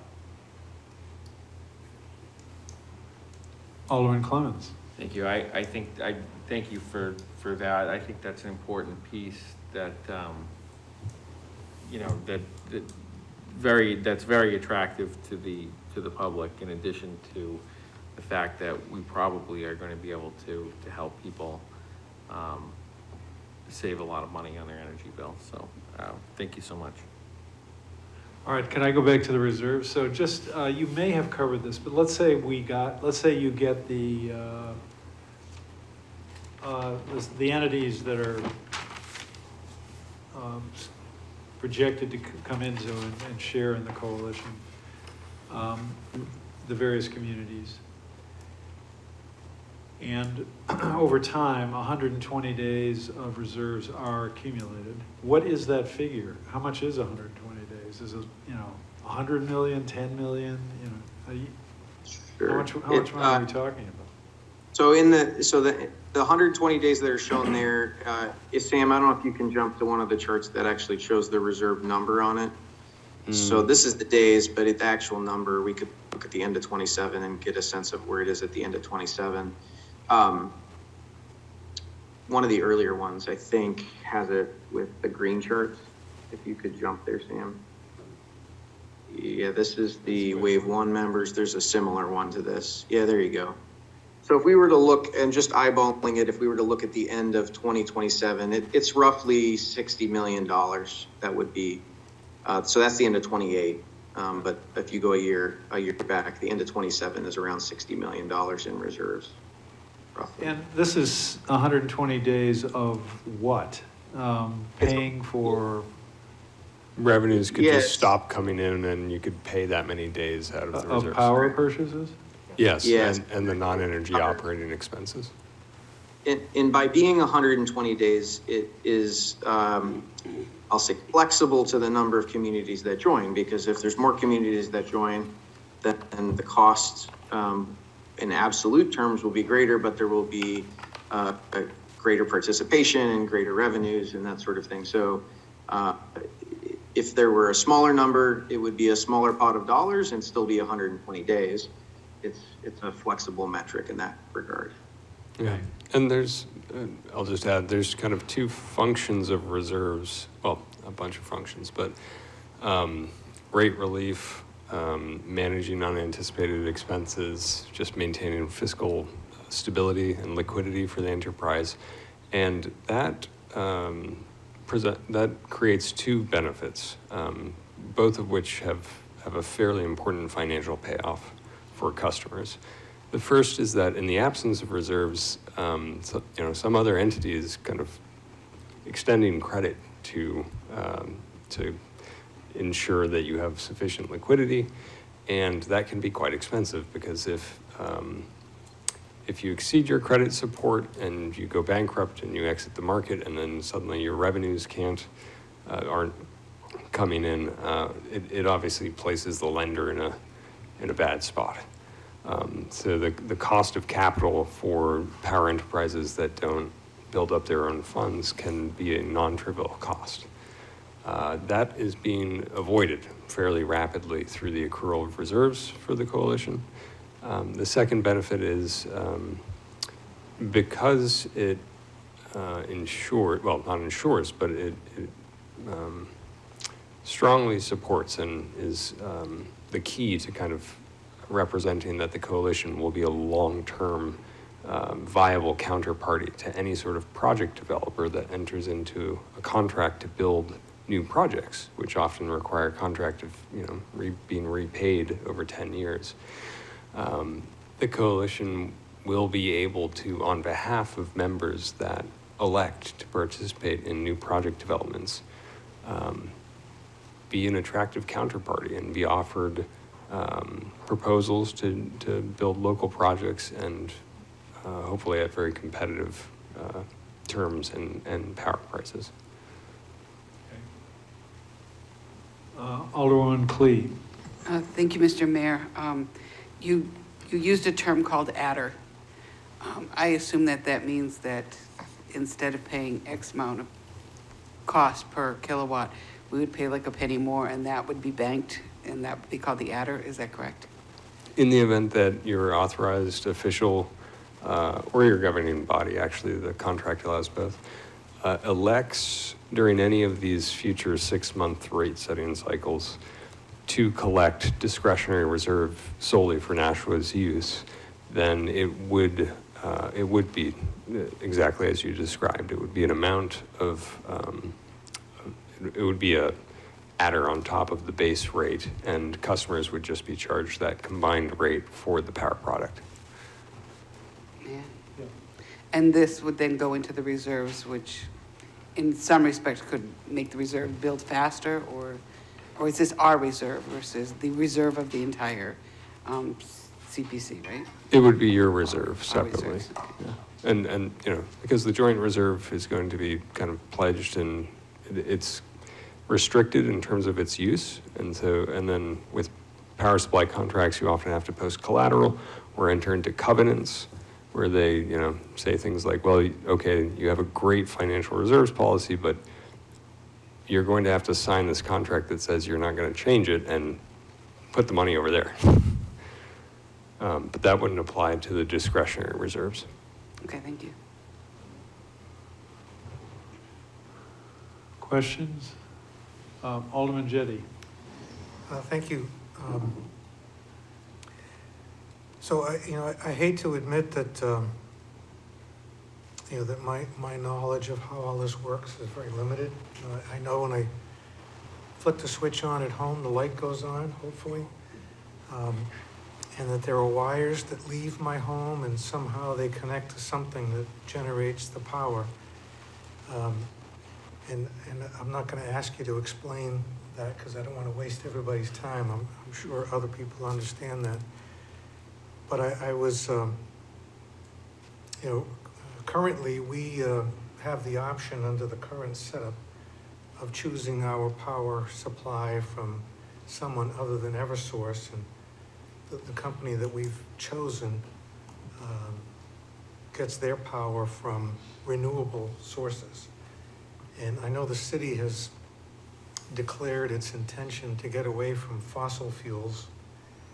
And from what I heard you say, is that that there would be options for, I think there were 4 different levels of, going less green to most green. So that option would still exist, but it would be up to the individual customer to choose that option. The city wouldn't be choosing for us. We choose that ourselves. Is that correct? Go ahead. So I'll take a crack at it first, and then I'll let Samuel create a longer explanation with more detail. So it's a little bit nuanced. So the answer to your question is yes and no. So a community can choose to have different levels of products, or a community can choose to only offer a base option that doesn't have anything above the required renewables. But if a community decides to, they can offer a base opt down or a base product that's more renewable with an opt down option to a less renewable product. And then a customer can choose to opt up to a 50% renewable product and then to 100% renewable product. It's all about what the community decides to do. So the answer to the question, I believe, is you can, as a community, decide you don't want any renewable options. You just want that base power. That's the only product you're going to offer. Or a community can say, oh, we want to have 3 levels of product, but the base product will be the standard that every utility offers with the standard renewable energy. Or a community can say, you know what, we're going to offer as our basic option a higher content of renewable energy, and if people don't want to pay that much, they can opt down into a lower product, but you have to choose to do so. Or you can choose to opt up into higher renewable energy content products. Yeah, good breakdown. And if you're thinking kind of longer term about the policy goals of Nashua and getting to kind of an energy transition future and offering a fully renewable rate, a few things that I say are, the kind of current mix of rate products has just been structured given current market dynamics and kind of where everyone is financially, which is starting from 0, right? And so that's kind of why the base product, and also, not all the members share that same goal. But those products definitions can change over time. They can evolve with the rate policy, and what offers to members will evolve. There are provisions in that policy, for example, to permit individual members' rates to reflect the actual, mix of local projects that they've signed on to take part in under the coalition as well. And so the rates that are offered by each member will evolve over time, will differentiate and reflect their local policy goals and initiatives.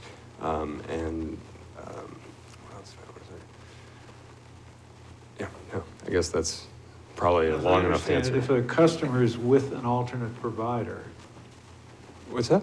If a customer is currently with an alternate provider, not Eversource, but has chosen to go with another provider that might be green or whatever, they stay with that alternate customer unless they opt into the community power option. That's correct. So if Alderman Jettie is with someone else, that would remain in place unless he decided to join the community power, or elect the community power option. Well, I hope he would. Well, I hope he would, but I'm just saying, he doesn't have to. No, he does not. I do want to point out that people who are already on third-party supply should really look into the contract that they have and any sort of issues that might come in financially from breaking that contract to join the coalition. And Nashua Community Power is not responsible to pay for any extra costs that might come from you breaking a contract to join in. Well, I'm not community power suggesting I supply. want to break a contract. Just to be clear. Yes, Alderman Jettie. Just to follow up on that, and so when you talk about the community can choose things, how does the community exercise that choice? Who in the community makes that decision? Well, so under the member services contract, an individual can be designated as the authorized official to make those sorts of choices in terms of the three different options to delegate authority. So electing to defer procurement at that first meeting after you sign the contract, electing which products to choose to offer as your default on your premium products and whether you want to offer premium products, and then if you'd want to set a discretionary reserve adder. By the way, the functionality required to set your own discretionary reserve adder, that isn't enabled and almost certainly will not be enabled prior to launch, but we do anticipate from the next period onwards that will be an option. Those same decisions could also go back to the governing bodies, and I'll note that the authorized official can be changed by. And so what you're really saying is that the governing body decides who makes that decision? Yes. It could be the Board of Aldermen, they could give it to someone else, they could keep it, they could. Well, it has to be an individual. Yeah. Oh, it has to be an individual. Yeah, you could not specify one, and then you would have to convene potentially at short notice sometimes to make certain decisions. But there has to be an individual because that has to be done quickly in some cases. In some cases, yes. You could also, direct your authorized individual. You could take a formal action saying you have to follow this process and ask us about it too. Unless there are certain contingencies. You could have a policy around like what product options they should be choosing within certain price differentials. All the contract requires is for the coalition to know one person who they can actually make these decisions on. Decisions have to be made quickly. Like we have given Ms. Brown the option to enter energy contracts. The Board of Aldermen has voted, if a good price comes up tomorrow, you have the authority to enter it. You don't have to come back and go through hearings and everything. But that the Board of Aldermen or the city could say, yes, okay, in terms of more decisions that don't have to be made so quickly, so-and-so is the individual, but we want you to come back to us to, hear, for a decision as to what alternative plans we offer, that kind of thing, Yes. right? So that could be made from, the coalition, as long as they have an individual, they don't care what the process is in terms of how that individual decides to proceed. Correct. I know, also in the, Alderman Jettie. I'm sorry, I just had one thing to say. In the present, the most important thing that this individual would be doing is at that risk management committee meeting, they would be pulling the trigger and saying, okay, we're going to continue with power procurement and allowing Ascend to procure power for Nashua, and then we would get those rates. It's that point where that person or that individual gives the thumbs up that we can't kind of go back on this program. We're full launch forward. So the immediate most important thing that that individual is doing is attending that risk management committee meeting and saying, yes, Nashua is in, and we think that these rates look good. Alderman Jettie. Thank you. So one of the speakers was talking about,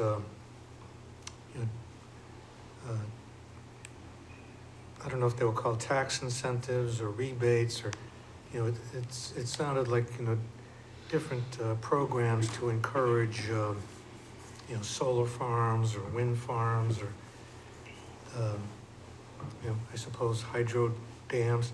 I mean, would the coalition be in the business not only of buying power, but sponsoring projects to generate power? Yeah, it has been, maybe not sponsoring, but it has been set up to become very rapidly a credit-worthy counterparty to project developers, so that it has the ability to enter the contracts, commit to paying a certain price for the power produced over 10 years, say, and develop those and cause those projects to be developed on the behalf of the members that have signed up to participate in those projects. So under the cost sharing agreement, it not only governs the service contract, which is kind of an appendix to it, an exhibit. In going into the future, if a member were to execute multiple project contracts, right, getting a slice of certain projects everywhere, or maybe the full thing somewhere, each project contract would be placed into an exhibit on the cost sharing agreement, because it ties into then how the rates are set for that member and how the costs are allocated. And Now, as I understand this part of it, if there were an energy production project, say a solar array, each community can sign in or out of that project. In other words, Community Power New Hampshire can't commit communities to a project unless they agree to it, right? That's correct, yeah. And that's in the So joint it could powers be 10 agreement. communities could say, well, we want to, share in this project. And 10 communities could say, well, we don't. And 10 would be on the hook and get the benefits, and 10 would not be involved. Correct. I mean, the calculus kind of changes once you realize that they generate so much money under this construct that's now on the table in New Hampshire. But yes, it's designed to allow members not to participate or to participate.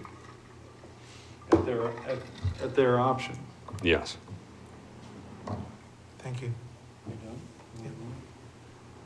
Any other, Alderman Wilshire? Thank you.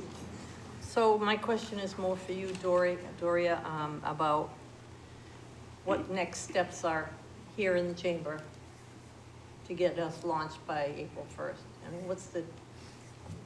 mean, there's a lot to it, right? You still have a lot to vote on and a lot to approve. The next steps right now are to get this package passed through the Board of Aldermen. So the cost sharing agreement, the risk rates and reserves policy, and the data policies. So that is the next step to really joining the coalition and being able to participate in power procurement. And the sooner those are understood and passed through the Board of Aldermen, the quicker we can procure power with CPC&H and launch a program.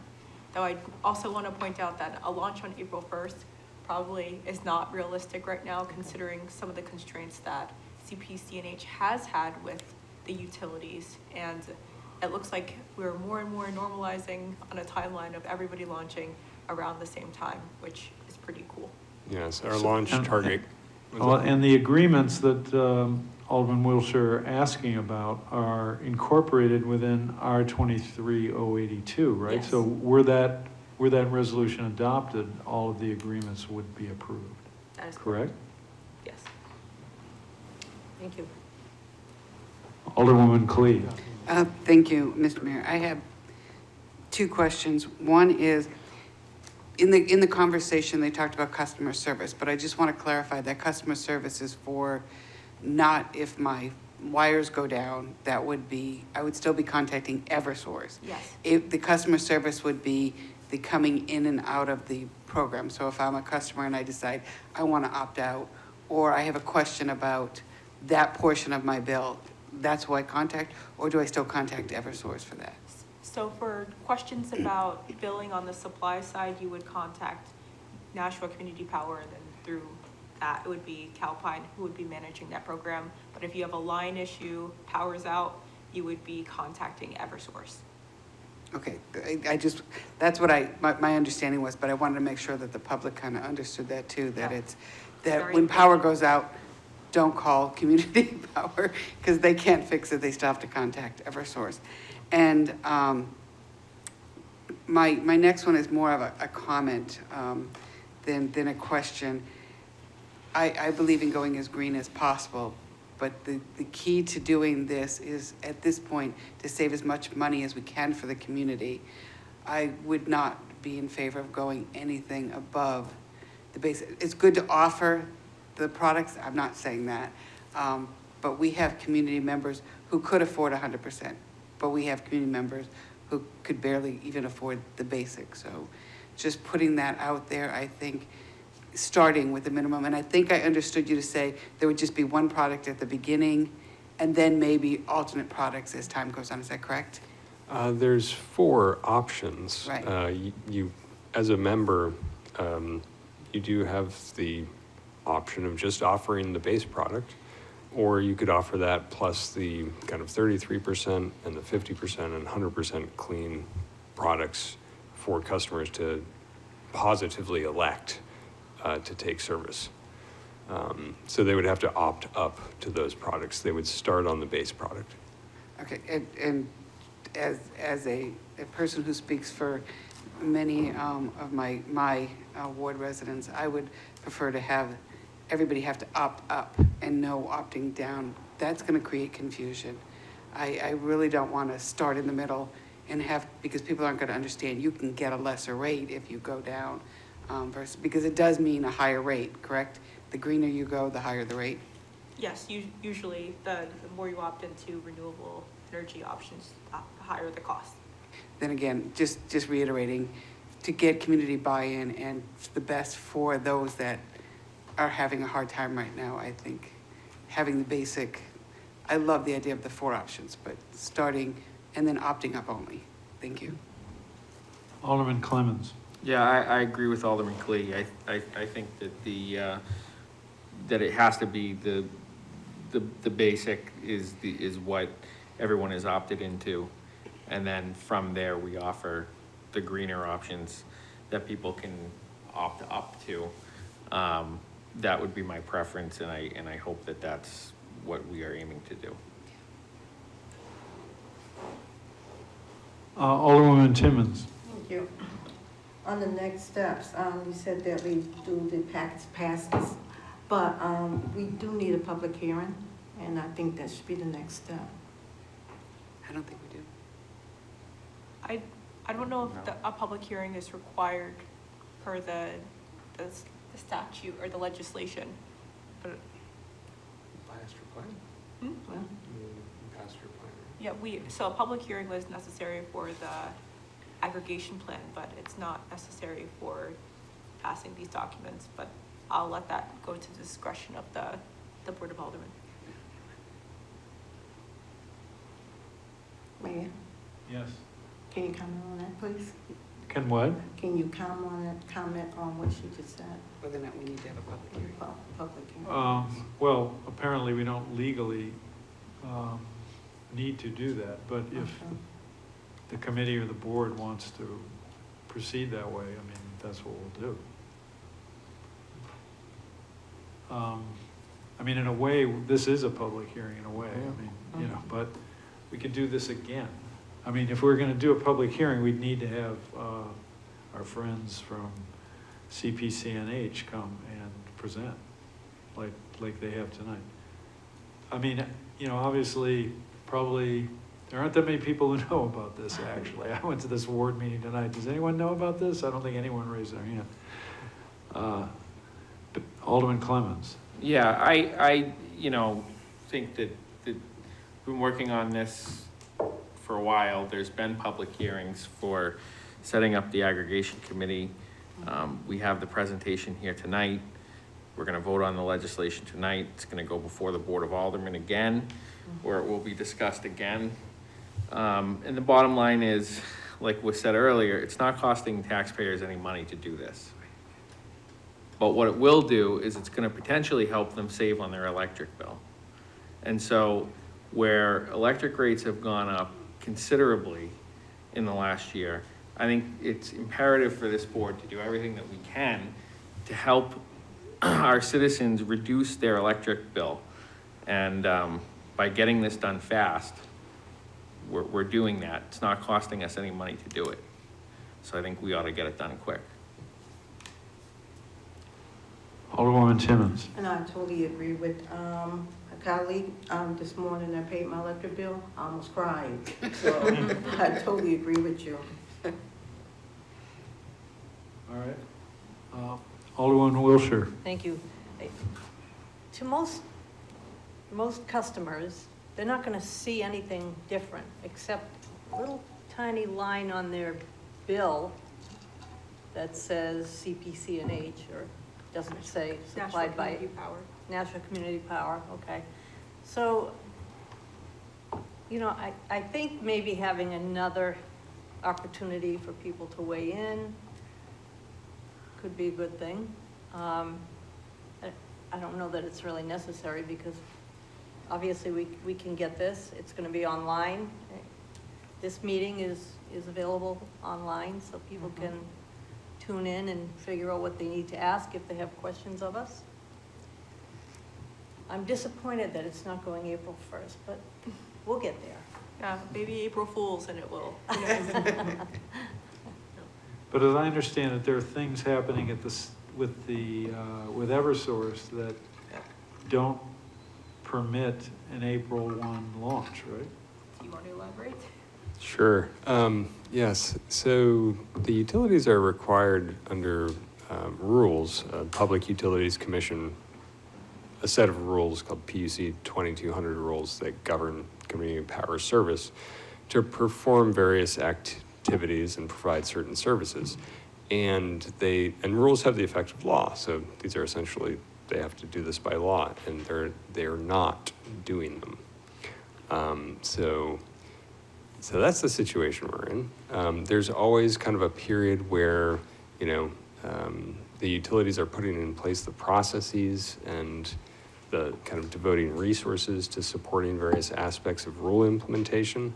So we have, that's just a natural, everyone kind of understands certain things just practically take a little bit more time. So we have been helping them to come and understand and come into compliance with data sharing requirements, for example. But there are aspects where they, didn't quite follow through on what they said they were doing by when they said represented it would be done. And so that is causing us to kind of seek workarounds. And so we think we have a clear pathway to launch. That's only maybe a 2, possibly a 3-week delay from the beginning of April. And we are all working quite diligently right now to make it happen. And I think what you need are customer data which reveal how much power you need to purchase so that to supply all the customers of the communities that that's part launch of it. On the original date, right? Yes, that's part of it. That's a Because critical if you don't know part what of it. the demand is, you don't really know what to buy. Right, and even if you could predict the demand or the kind of pattern of energy usage, there's like another slice of data, the capacity tags that you would need to go into the rates to set rates accurately and so on and so forth, yeah. Alderwoman Clee. Thank you. Again, I have 2 questions. One is there any recourse for this delay? I mean, they've obviously broken the rules. PUC does govern them. Is there anything, because a delay could actually cost us in so on? 2 million a week? Probably 1.25. I didn't hear that, I'm sorry. I was asking Sam if it was 2 million a week, and he corrected me and said it was actually 1.25 million a week. It costs us every time the utility delays. So, Costs in what way? For lost savings, or what do you? lost savings and net revenues, foregone net revenues. So the price of utility rates is quite high above market right now, but that only lasts through the end of July when rates reset. And so what we know is that every day, we're going to have costs that come in under what customers are being charged. We can offer them a discount. We can accrue net reserves, and that So what you're is saying significant. is, you know that you believe right now you can buy power considerably less than the 22 cents. Yes. But come July, the Eversource rate could be different than 22 cents. So you want to launch early to accumulate savings between now and July. Yeah. And you're saying those savings you think would be $1.25 million a week for the entire group of communities that could be involved in the initial launch? Scott can weigh in. He's been looking at it, but that's around that, I believe. My $2 million estimate was based upon both savings for customers and contribution to reserves and net income. So the $1.25 million is roughly $5 million a month, 20 million over 4 months to reserves. But then on top of that, there is an amount of customer savings as well that is foregone as time passes. So we do hope that the issues get addressed so that launch can happen sooner than later. As to kind of options to, is there any sort of recourse? Regulated monopolies can't take actions that foreclose competition unless they've been authorized by law to foreclose competition. So at a high level, any sort of anti-competitive activity is potentially, if that's stuck legally, they would be liable for triple damages. But, the kind of figuring out whether that's willful or there's a lot of different moving pieces going on. Making that kind of stick is generally, I don't have any direct experience in it. There are cases like that play out. But for our purposes, not really. Yeah. But right now, you'd just like to get the problem solved. Yes. Yeah. Alderwoman Clee. Thank you, Mr. Mayor. Kind of adding to that, we talked about, somebody's got to go to the risk manager, give the thumbs up saying, let's launch. And that would be Nashua's we're in type of thing. And I heard, talk about possibly a public hearing, and then it's got to go through the Board of Aldermen, and nothing goes smoothly in any city, and Nashua is no different. So what is the last date that we need to be able to send someone, probably Ms. Brown, with the thumbs up? So we don't have that date yet. Okay. As per public hearings, when rates are set by the coalition, there will be a public hearing in their finance committee and in their risk committee. So that would be a public hearing for anybody from Nashua or any other communities to go to understand how the rate was set and why. And then it's not a public hearing, but public meeting would be 15 days after a mailing is sent out saying these are the new rates. We'll have a community meeting to tell everybody about the program and about the rates and say, hey, in 15 days at the start of your next billing cycle, you will be enrolled in the Community Power Coalition's rate, or the Nashua Community Power rate under the Community Power Coalition. May I? Yes. Thank you. So when you say public meeting, you mean that the city would have a public meeting to say this, or the Community Power Coalition would have that public meeting? It would be we would get support from the coalition to have that meeting, but it would be Nashua's meeting. It would probably be in the auditorium or somewhere with a short presentation about community power, about what the rates are, and what to expect over the next year with the community power program, and hopefully a lot of excitement and celebration for having a lower rate than the utility. Thank you. So in terms of the savings that are foregone as a result of delay, what is the number? So there's one, what is the number per week when you consider both reserves and savings to consumers on their power costs? Because I've heard 1.25 is one part of it, but I'm not sure what the combined total is. I'm trying to do the quick math for you, sir. Our back of envelope. All right, I so should you'll have come been- back with that. Our back of envelope Yeah, was based, I'll find out. was 1.25 million combined rate savings and reserves. So for- that was a combined figure? Yeah. 1.25 million a week. All right, did Alderman Clemmons have his hand up? Yeah, I did. I don't know if we can take, can I ask questions about the resolution that we have coming up? Yeah, of course. So, I'm looking through this and I don't see it specified in here. Do we have in the resolution specified who that designee is? No. So how would that, so even if we pass this resolution, we would still have to come back as a board and create a designee? So I believe that either Mayor Donchis or President Wilshire would be able to appoint a designee.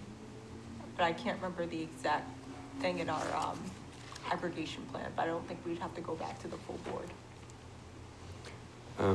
And under the contract, the principal executive officer of each member can notify the coalition that to change the authorized official.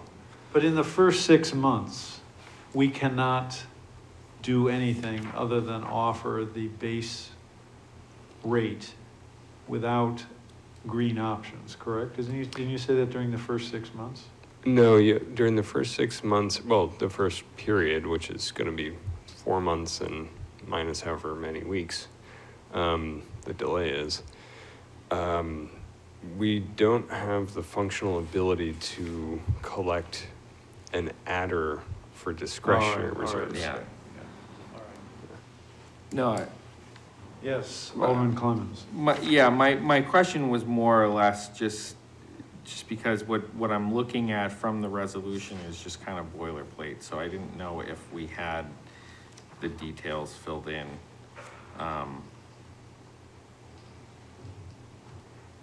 In the resolution.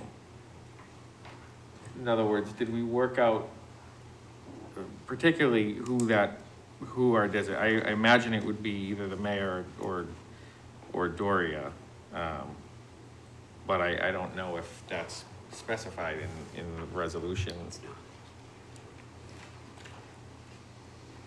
And maybe we can do that. At what point does a decision have to be made on the various plans that might be offered? Is that right away, or is that down the road, or what? So right away, what really needs to happen is that designee needs to attend a meeting and say, yes, we'd like to procure power at these estimated rates that it looks like we might get. And then after that, we would be able to say, these are the products that we might want to offer. We might want to offer just the base, or we might want to offer the base and a few opt-up options. But that wouldn't need to be on day No, one. I don't think so. Is that accurate, Samuel? Well, so with the this 'Cause I think initial that's a whole launch, other discussion. I mean, I think that's, that's sort of a complicated discussion, and there might, it might take a while to decide, well, what do we really want to offer? So to make a snap decision on that might not be the thing to do. One thing you can do is just authorize the designee to say, yes, you can purchase for just the base Yeah, right, exactly. energy. And then later on, And then work on what the plans Yeah. should be. that's a choice that the city can make. Right. Is that possible? Like 2 months in, You would say, have okay, to- here's the plans we'd like to offer, or not? so if you wanted to only launch with the base product, right? Just one rate, one product, any product, so long as it's Well, just I this one don't product. really want to offer that, but Okay. you've said we're losing $1.25 million a week. So I'm saying, well, it might take a little while to decide on the plan structure. And maybe doing the launch is, you know, if you want us to spend a month talking about what the plan design should be, you know, we lose $5 million. So I'm just saying, is there a way we could kind of decide that a little bit later so that we could launch as quickly as possible, but also consider in a thoughtful manner what plans would really make sense? Well, so these products, granted basic, the base product is just the base rate. It's fully reflective of all of the costs of the enterprise, the cost of power, right? Every additional product is actually quite simple. Under these 4 product options, if it's Granite Plus, it's just another 10% in renewable energy credits, right? So Samuel, I think they understand what the different plans represent. What they're wondering is if we can choose to launch with just the base product, and if a few months later we can decide we want to add these products, or if there's a longer period, we would have to wait to add these products after a discussion had with. Well, do you have the product design already lined up? Right here. I mean, is it? It's on the screen. So what you're saying is we could just say, okay, we just want to, the designee, all I'm trying to avoid is some individual makes some decision and then everybody around the table says, what, are you crazy? You should have done X, Y, and Z. Yeah. So are you saying that this slide is what, like we could say, all right, that's what we want right there. Yes. And we could do that quickly. And maybe everybody would agree with that because they're, you know, different options. Ben? Thank you. Yeah, so I'm reading this a little bit more, and I mean, it says the purpose is to authorize the mayor to enter into the cost-sharing agreement. So I feel comfortable moving forward with this because essentially it's going to authorize you or your designee and I think that that's our standard practice. That's our standard MO unless we otherwise specify. So I'm comfortable moving forward with that because again, I think that if what's on the screen is what we're talking about, and it's 4 different options with as long as the basic one is the one that everybody gets entered into, I think we're all in agreement here that. All right, so were I the designee, I would say this is what we adopt. And I can let that be known, and if it's Doria, maybe she would do the same thing. So we can talk about this as the kind of basic approach. All right, now I sort of understand it a little better. Any other questions, comments? We have a few people waiting. Yeah, very patiently waiting. Yes, Just all right, so I one think, more thing. yes, Alderwoman Wilshire. The thing about the different levels is good. I think we start with the basic and opt up. The other thing that people might want to understand is that if Nashua Community Power comes in at 23 cents next year, and Eversource is still at 22, people can switch. There's no obligation. They don't have to stay. They can go back to the default supplier. And I think people need some reassurances that they have opportunity, that it's not going to cost them. But I'll reiterate what Doria said about you better check your contract with that other supplier, or you could be, you know, paying a lot for penalties. So, thank you. All right, good point. So someone can opt individually back to Eversource anytime they want, if Yes. we couldn't get a better price. So in the middle of the billing cycle, if you can call and opt to go back to Eversource, and then you would start on the Eversource rate at the beginning of the next billing cycle. Okay. All right, anything else? All right, well, thank you for your presentation. Very informative, I'd say.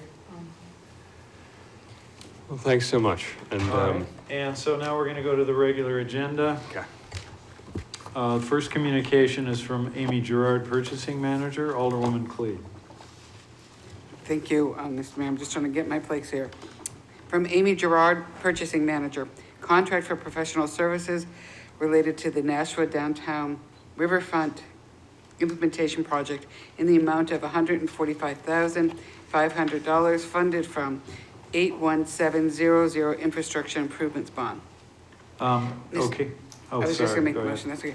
Mr. Mayor, I motion to approve a contract for electrical engineering and lighting design of the Riverfront project with Fitzmyer and Toshi Associates Incorporated in the amount of $145,000. Funding will be through Department 183 Economic Development Fund 81700 Infrastructure Improvements Bond. Mr. Mayor, I think Director Cummings is online. Yes, so Mr. Cummings is with us on Zoom, so could you just give us a brief explanation? Yes, Mr. Mayor, and through you to the committee, Tim Cummings, Director of Economic Development. I'll keep my comments very brief because I know the hour is late and we have a long agenda. This is not an unanticipated expense. This is something that we have been planning on for quite some time now. This is just another step in the design of the Riverfront project that we've been working on for quite a few years now. I will say that you're going to see contracts like this and others coming to you over the next few weeks as we have been working fast and furious to get it under construction. At least this portion of the segment of the river under construction for hopefully this later spring period. This specific contract speaks to the electrical engineering that needs to be done. So specifically to improve the lighting in and around the boardwalks that we will be creating now that we have a settled design that's been permitted. I'll leave my comments there. Thank you, Mr. Mayor. Any questions or comments? All those in favor of the motion say aye. Aye. Opposed? Motion passes. Next communication from Amy Gerard, Purchasing Manager, Alderwoman Clee. Thank you, Mr. Mayor. From Amy Gerard, Purchasing Manager, purchase of a Toro Workman UTZ in the amount of $52,485.87, funded from 71000 Equipment/Escrow Account and Parking Trust Account. Mr. Mayor, I motion to approve the purchase of a Toro Workman UDX utility vehicle with a boss plow and spreader for parking and snow removal from Turf Products LLC in the amount of $52,485.87.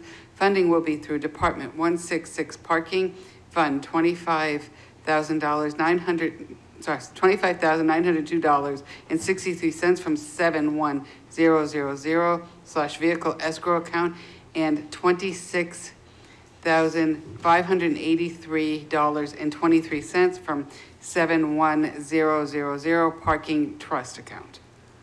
All right, and I believe we have Mr. Conan. Tim Cummings. Oh, is this for you? Okay. Yeah, thank you, Mr. Mayor. Again, this is a parking-related matter. Oh, yes, right. Sorry. Tim Cummings, Director of Economic Development. I can't stress the importance of us getting this approved and as quickly as possible. As you may or may not be aware, this type of product is in short supply. We do want to get the order placed. It's going to take us quite a few months to be able to actually receive this vehicle, and it's particularly necessary because it's actually one of the primary vehicles that we will be using to clear sidewalks in and around Main Street. Our current Gator that you all may be familiar with is well past its life, and we spent a considerable amount of money on it over the last year or so, just trying to keep it in good working order. So I would ask the committee's favorable approval on this. Thank you. Discussion? Alderwoman Clee. Just a quick question. Director Cummings, is this a guaranteed price? Or the only reason I'm asking is that we've been seeing, we go to purchase a vehicle, and by the time we actually give them the invoice and so on, it's gone up $10,000 or, God forbid, even more. I'm going to have to confirm what I'm about to say to you, but I believe we are in that type of purchasing situation here. Meaning that the price could go up with any Correct. delays? Okay.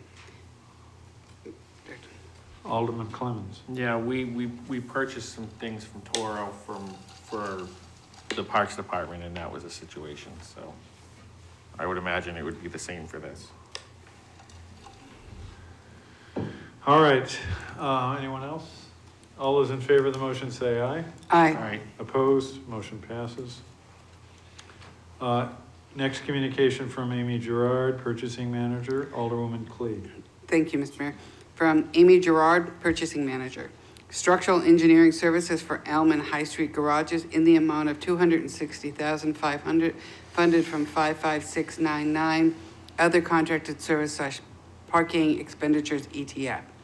Mr. Mayor, I motion to approve a contract for structural engineering services of the Elm and High Street parking garages with Thornton Tomasiti Incorporated in the amount of $260,500.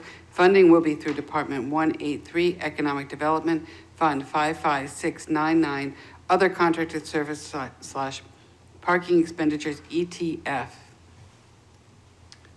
Anyone? Well, we have Mr. Cummings to tell us about it. Yes, thank you, Mr. Mayor. Again, Tim Cummings, Director of Economic Development. Again, I'll keep my comments very brief. This is a follow-on contract to a project that we started a couple of years ago where we hired this structural engineering firm to do an assessment of the deferred capital maintenance on the 2 garages. If you've been following or participating in either the infrastructure or the PEDC committees, we've been having an active and ongoing conversation about the need to make sure we keep the parking garages in a state of good repair. It has been brought to our attention that there's significant water damage in our garages that we are going to need to address. To be able to do that, we're going to need to have a design in hand, and that will help us actually understand the costs in a little better detail than what we were able to achieve during the feasibility studies that we did. And then we will be able to come before you and ask for some sort of bonding type approval, but that's a little ways down the road. Right now, we just want to start on the design and then be able to come back before you with additional details. All right, anyone? All those in favor of the motion say aye. Aye. Motion passes. Next communication from Amy Gerard, Purchasing Manager, Alderwoman Clee. Thank you, Mr. Mayor. From Amy Gerard, Purchasing Manager, in regards to annual software maintenance in the amount of $310,487.68, funded from 54407 software maintenance. Mr. Mayor, I motion to approve the Infor annual renewal software maintenance contract with Infor Incorporated in the amount of $310,487.68. Funding will be through Department 122 Information Technology, Fund 54407, Software Maintenance. And this is Mr. Misevich. And he's online, yes. Thank you, Mayor Donchis. Nick Misevich, Chief Information Officer. This is for the annual maintenance, support, and license fees for our Infor Lawson system, which is the system of record for the entire city. All right. Sounds pretty important. Little bit. Any discussion? All those in favor of the motion say aye. Aye. Aye. Opposed? Motion passes. Next communication, thank you very much, from Amy Gerard, Purchasing Manager, Alderwoman Clee. Thank you, Mr. Mayor. From Amy Gerard, Purchasing Manager, in regards to purchase of 2023 Ford E-Transit cargo van in the amount of $66,820.84, funded from 81500 vehicle/surf. I think oh, sorry. Go That's ahead. okay. I'm sorry. Yes. Mr. Mayor, I motion to approve the replacement of a 2015 Chevrolet van with a 2023 Ford E-Transit cargo van T350, 148-inch med roof, long body vehicle from MHQ in the amount of $66,820.84. Funding will be through Department 150 Police Department, Fund 81500 Vehicles/Surf. Ms. Smith? Good evening, Karen Smith, National Police Department. Yes, this is replacement of our animal control vehicle and is a 2015 vehicle, replacing it with a current 2023, and it would be a electric vehicle. Mileage is high on the current vehicle, and it's on the 2023 replacement schedule. And if you have any technical questions, we have a subject matter expert here. Jim Trammell is our Assistant Fleet Manager. And do you have a charging station where you can charge this? We do not have a charging station. Because this is electric, right? Yes, but we would be able to plug in, and like I said, I can have further questions answered. You're gonna need it. You gotta do more than just plug into a regular socket. Otherwise, it'll take forever. Jim Trammell, Nashua Police. We're looking at our options at the moment. One being a charging station. Someone else in the city brought up that they use 230-volt straight electric for it. We're looking at those options this time. I don't think it'll cost that much, but I think if you get a level 2, and Doria's here somewhere, if you get a level 2, it'll go much quicker, and it's, a couple $1,000s or something. It's actually $800. $800, okay. All right, good. So you're on top of it.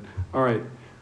Any discussion, questions? Alderman Clemens? Yes, is this we got a communication from Mr. Griffin, I think, that mentioned that this van was supposed to be half the price or something like that, and it's gone up. Can we discuss that? Yes, we did go to the Board of Aldermen, and we did receive the difference in funding. It did go up. We had exactly that, half the funding available on the SURF schedule, and the additional funding. The amount that it was increased was only $5,000 for the changing over to the electric. The other difference is because of the components. Again, only around $7,000 transferring over from the manufacturer of just the change from year to year. And the balance is just the manufacturing pricing due to inflation. Anything that you'd like to add? And you're looking at some other electric vehicles, right? In addition to this? We have hybrids currently, Yeah, okay. not electric. Alderwoman Clee. Yes, in keeping with Alderman Clemens' comment, if I remember correctly, I think and I think you may have already said it, the biggest price increase, it was 110% over what we originally had on the SURF schedule. Yes, 105%. Right, and the reason for that, you're saying, is because the manufacturer has increased, so if we didn't go with electric, it's only a $5,000 difference? The difference to increase it for an electric over a gas is $5,000. Oh, However, $5,943. the gas is not available. So Okay. we wouldn't be able to replace the vehicle. And the cost difference is insignificant for the electric and the benefits of an electric. But we don't have a charging station. But you're gonna get one. Yes, but the cost of a charging station, He said it was 800? 800, and then electrician, the cost of having to do some wiring. All right, sounds good. Alderman Clemens. I mean, thank you, Mr. Mayor. I'm disappointed in the fact that we're talking about 110% price increase. I understand the situation that we're in. I also understand that probably delaying this isn't going to do any good to anybody, because the prices of vehicles are only going to go up, and eventually the van that we have, if it's not already there, is going to have to be replaced. But 5%, 10%, we've seen that. 110% is a lot to swallow. How long do we expect this van to service our needs? What's the replacement schedule? Is it 9 years? It's typically Well- around 9-10 years. 9 to 10 years. Okay. Alderwoman Cleve. Thank you, Mr. Mayor, and this is probably not necessarily for the speakers, but more kind of a statement. We're seeing that things that are on the SURF are coming in. I think we had one, at one point was 10% over what was that, and it's not your fault or anything like that. In that particular one, there was some kind of delay, but I'm just concerned that our SURF is not necessarily reflecting. Should we be looking at all of the items on SURF and to get a better value of them? And I know the police have a number of vehicles on it too. Have you looked at any of those to see how you stand as far as what's on the SURF currently and what the reality of the price is? Yes, we are preparing for next year, and we've gone through all of our vehicles and adjusted our pricing Well, thank you. I to get appreciate it that. current, yes. And we can make sure that the other departments ask to do the same. Thank you. Because obviously prices are changing fairly quickly. Too quickly. All right, anything else? All those in favor of the motion say aye. Aye. Opposed? Motion passes. Thank you. Next communication from Amy Gerard, Purchasing Manager. Alderwoman Cleve. Thank you, Mr. Mayor. Amy Gerard, Purchasing Manager. In regards to the Crown Hill Pool Deck Repair in the amount of $48,995.45, funded from 81100 Capital Improvements / prior year escrow. Mr. Mayor, I motion to approve the contract for the Crown Hill concrete decking repair with Erickson's Foundation Solutions in the amount of $48,995.45. Funding will be through Department 177 Park and Recreation, Fund 81100 Capital Improvements / prior year escrow. And I think Mr. Conant is online. Yes, Brian Conant is here. Good evening, everyone. Brian Conant, Superintendent of Parks and Recreation.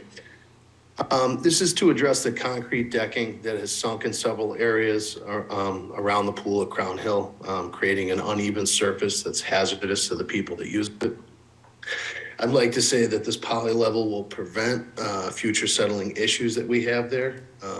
Also proposed in this is a drain that's going to solve some puddling issues in front of the building along the pool. I don't know if you're familiar with the building that houses the locker rooms and the lifeguard chambers, but it's got a gambrel roof. And the water all puddles right in front of the doors, which can be problematic. So I'd be happy to answer any questions if you have any. Anyone? All those in favor? Alderman Clemmons. Yeah, my question, I guess I just have a question on, and this is more of a general question, and maybe we can save it later for general discussion, but I'm looking at this, and this project was approved by the Board of Public Works in October. So I'm wondering why on February 1st, we're getting this now. Why didn't we get it in November? Mr. Conant? I don't have a good explanation for that, Alderman Clemmons. Okay, I'll save my comments for the general discussion. I support this. I think it's a great project. I just wish these things would come to us sooner. But again, I don't think it's you. All right. Thank you. Maybe there was no rush on this. I mean, it's not a vehicle, so it's not going up exactly. Pool doesn't open till July. Did go out to bid, so maybe that prolonged the process. So, but Okay. it went out to bid before it went to the BPW. So I don't have a good explanation. All right, all those in favor of the motion say aye. Aye. Opposed? Motion carries. Next communication from Amy Gerard, Purchasing Manager, Alderwoman Clee. Thank you, Mr. Mayor. From Amy Gerard, Purchasing Manager, in regards to purchase of a steel green spreader / sprayer in the amount of $41,296, funded from 81300 machinery and equipment / prior year escrow. Mr. Mayor, I motion to approve the purchase of a 2023 steel green SGXL with Valley Green in the amount of $41,296. Funding will be through Department 177 Parks and Recreation Fund 81300 machinery and equipment / prior year escrow. Mr. Conan? Brian Conant, Superintendent of Parks and Recreation. This is a piece of equipment I had put on our escrow equipment list. Currently, we have a machine that's similar in nature. We use it to spread a lot of granular and some soluble products throughout our athletic fields and parks. It's essential to the quality of turf we maintain. In coming here and looking at our operation and how we were set up with equipment, I found it concerning that we only had one piece of equipment that could help us maintain this, or achieve this, I should say. We have about 150 acres of turf grass in our parks. We maintain, treat, I should say, about 80 acres. And that's why I put this on the list. It's just an essential, great tool to have in our arsenal. So I'd be happy to answer any questions on this. Anyone? All those in favor of the motion say aye. Aye. Opposed? Motion passes. Thank you. Thank you. Thank you very much. Next communication from Amy Gerard, Purchasing Manager, Alderwoman Clee. Thank you, Mr. Mayor. From Amy Gerard, Purchasing Manager, in regards to the purchase of polymer in the amount of $362,000 funded from 61156 Chemicals. Mr. Mayor, I motion to approve the last 6 months of FY23 for the purchase of polymer from Polydyne Incorporated in the amount of $362,000. Funding will be through Department 169 Wastewater Fund 61156 Chemicals. Mr. Boucher? Yeah, thank you, Mayor. Dave Boucher, Wastewater Superintendent. So this is for the purchase of polymer, which is used at the wastewater facility. It's used in our treatment process to aid in the drying and thickening of the sludge before it's removed from the facility. So this is the amount we estimate to get us through to the end of fiscal year 23 for the purchase of the polymer. I'd be happy to answer any questions. Anyone? Questions? All those in favor of the motion say aye. Aye. Opposed? Motion passes. Thank you very much. Thank you. Next communication from Amy Gerard, Purchasing Manager, Alderwoman Clee. Yes, thank you, Mr. Mayor. From Amy Gerard, Purchasing Manager, in regards to contract for pavement management engineering services in the amount of $300,000 funded from 53107 Architect and Engineering Services Bond. Mr. Mayor, I motion to approve the engineering services contract for the management and construction administration of the paving program with Hayner Swanson Incorporated in the amount of $300,000. Funding will be through Department 160 Admin Engineering Fund 5317 Architect and Engineering Services / bonds. Mr. Saunders?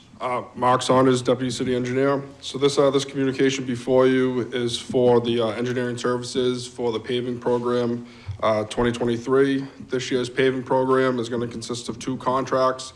Contract 1 will actually be the next communication. Contract 2 is currently out to bid. The 2 contracts together equate to about 17 miles of roadway, about $7.5 million. So this contract, this engineering service is with Hayner Swanson, a local engineering firm, for $300,000. They are local. They have helped with the administration of the paving program for the past several years. And they also have local knowledge of the city, and I'm happy to answer any questions. Questions, comments? All those in favor of the motion say aye. Aye. All opposed? Motion passes. Next communication from Amy Gerard, Purchasing Manager, Alderwoman Clee. Thank you, Mr. Mayor. From Amy Gerard, Purchasing Manager, in regards to 2023 paving program in the amount of $1,684,994, funded from 54210 Construction Services Bond. Mr. Mayor, I motion to approve the award of the construction contract for the 2023 paving program. Contract 1 to Continental Paving Incorporated in the amount of $1,684,994. Funding will be through Department 160 Admin Engineering, Fund $1,473,244, account 54210, Paving Bond $52,500, account 54210, Stormwater, and $159,250 from account 54210, Sewer Rehab Bond. So this is for Main Street from Canal to Hollis Street. Mark Saunders, Deputy City Engineer. This is, this contract is, focuses on arterial roadways. It's about 1.5 miles. Specifically, the biggest piece of this is Main Street is gonna go from West Hollis to the south abutment of the Main Street Bridge, as well as a couple other arterial roadways. So it is the heart of Main Street that this contract will cover. Okay. And this contract did go out to bid, and in December, we did receive 3 bids, Continental being the lowest responsible bidder. We're happy that they were able to submit a competitive number, and we're looking to move forward with this contract. I'm happy to answer any questions. Alderman Clemmons.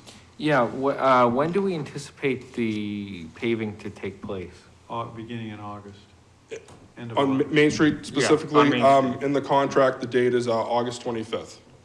So how does that affect the barriers? Well, it means we'd have to take them up a little early, a couple of weeks.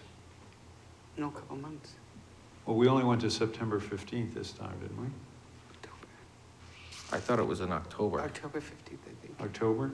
Well, we're gonna have to take them up early to do this.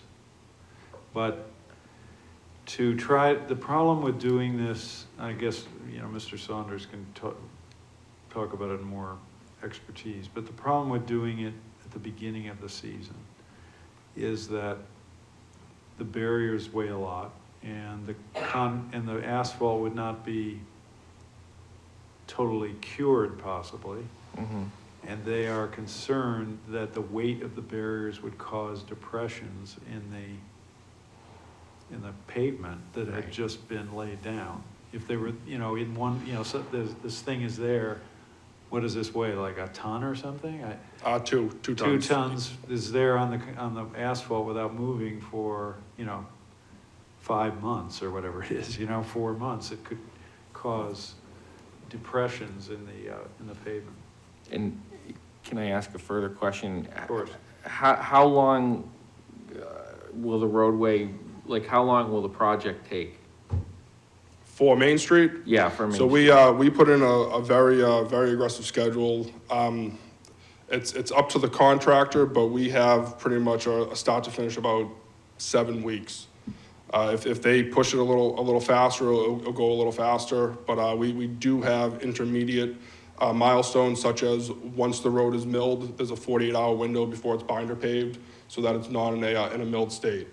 That comes with all the transitions, all the temporary markings. So the road should only be truly ripped up for about a 72-hour window before it looks like it's some remnants of a road. And then other activities will take some time, but I'm looking at about a 7-week window. They have about until October 1st because paving is weather related. So they are gonna be on the clock to get it done before the weather comes in. So, but we're picturing about 7 weeks, give or take. Alderman Clemmons. Yeah, okay, so it's about a 2-month period, beginning the end of August, so really, we're talking the end of October, we'd be done. Or not the end of October, the beginning of October. I guess I'm disappointed that I didn't know this was coming, because I think it would have been an important discussion to have in the barrier conversation, considering the fact that we told the community that we were going to, for $500, that they would have the entire season. And now we're taking that back. So I'm wondering now, if this is the case, do we reduce that number? Also, who's responsible for taking the barriers out? Is it still the city, or are we having the paving contractor do that? Is that part of this contract? that is not, the barrier removal is not a part of this contract. And when we're talking, this starts at the end of August, so it would take the month of September and the month of October to, basically to the end of October possibly. But I see your point, yes. At least we have to communicate with the restaurants regarding, which I think we've done to some degree, but I can't guarantee it, that, this is coming. I will add that as a part of this, we do send out a postcard, and that postcard was sent to Main Street to all the owners based on our GIS information. That communication has been sent out to let them know about utility connections and so on and so forth. So they do know that Main Street is going to be paved in 2023. Although, we need to do more than that, obviously. Yes, Alderman Clemens. Yeah, I mean, I mean, there's no doubt about it, Main Street has to be paved. I mean, that's, you can see it. But I gotta tell you, I'm extremely disappointed in the communication, because again, that would have been a very important piece of the conversation to have. And now I feel like we're gonna have to address that again, because I don't know that the $500 number that we set is a fair number now. Right. Alderwoman Clee. Thank you, Mr. Mayor, and I'm glad that Alderman Clemens brought that up, because that's exactly where I was going. When we sat here and we discussed this in the Horseshoe, we talked about the dates going from, I think it was from May until October, and we said 500, and while we did say we could potentially go up in the coming years, we did state, we put that in the ordinance and so on, and now we're kind of going back. I don't know if we're gonna have to amend the ordinance to,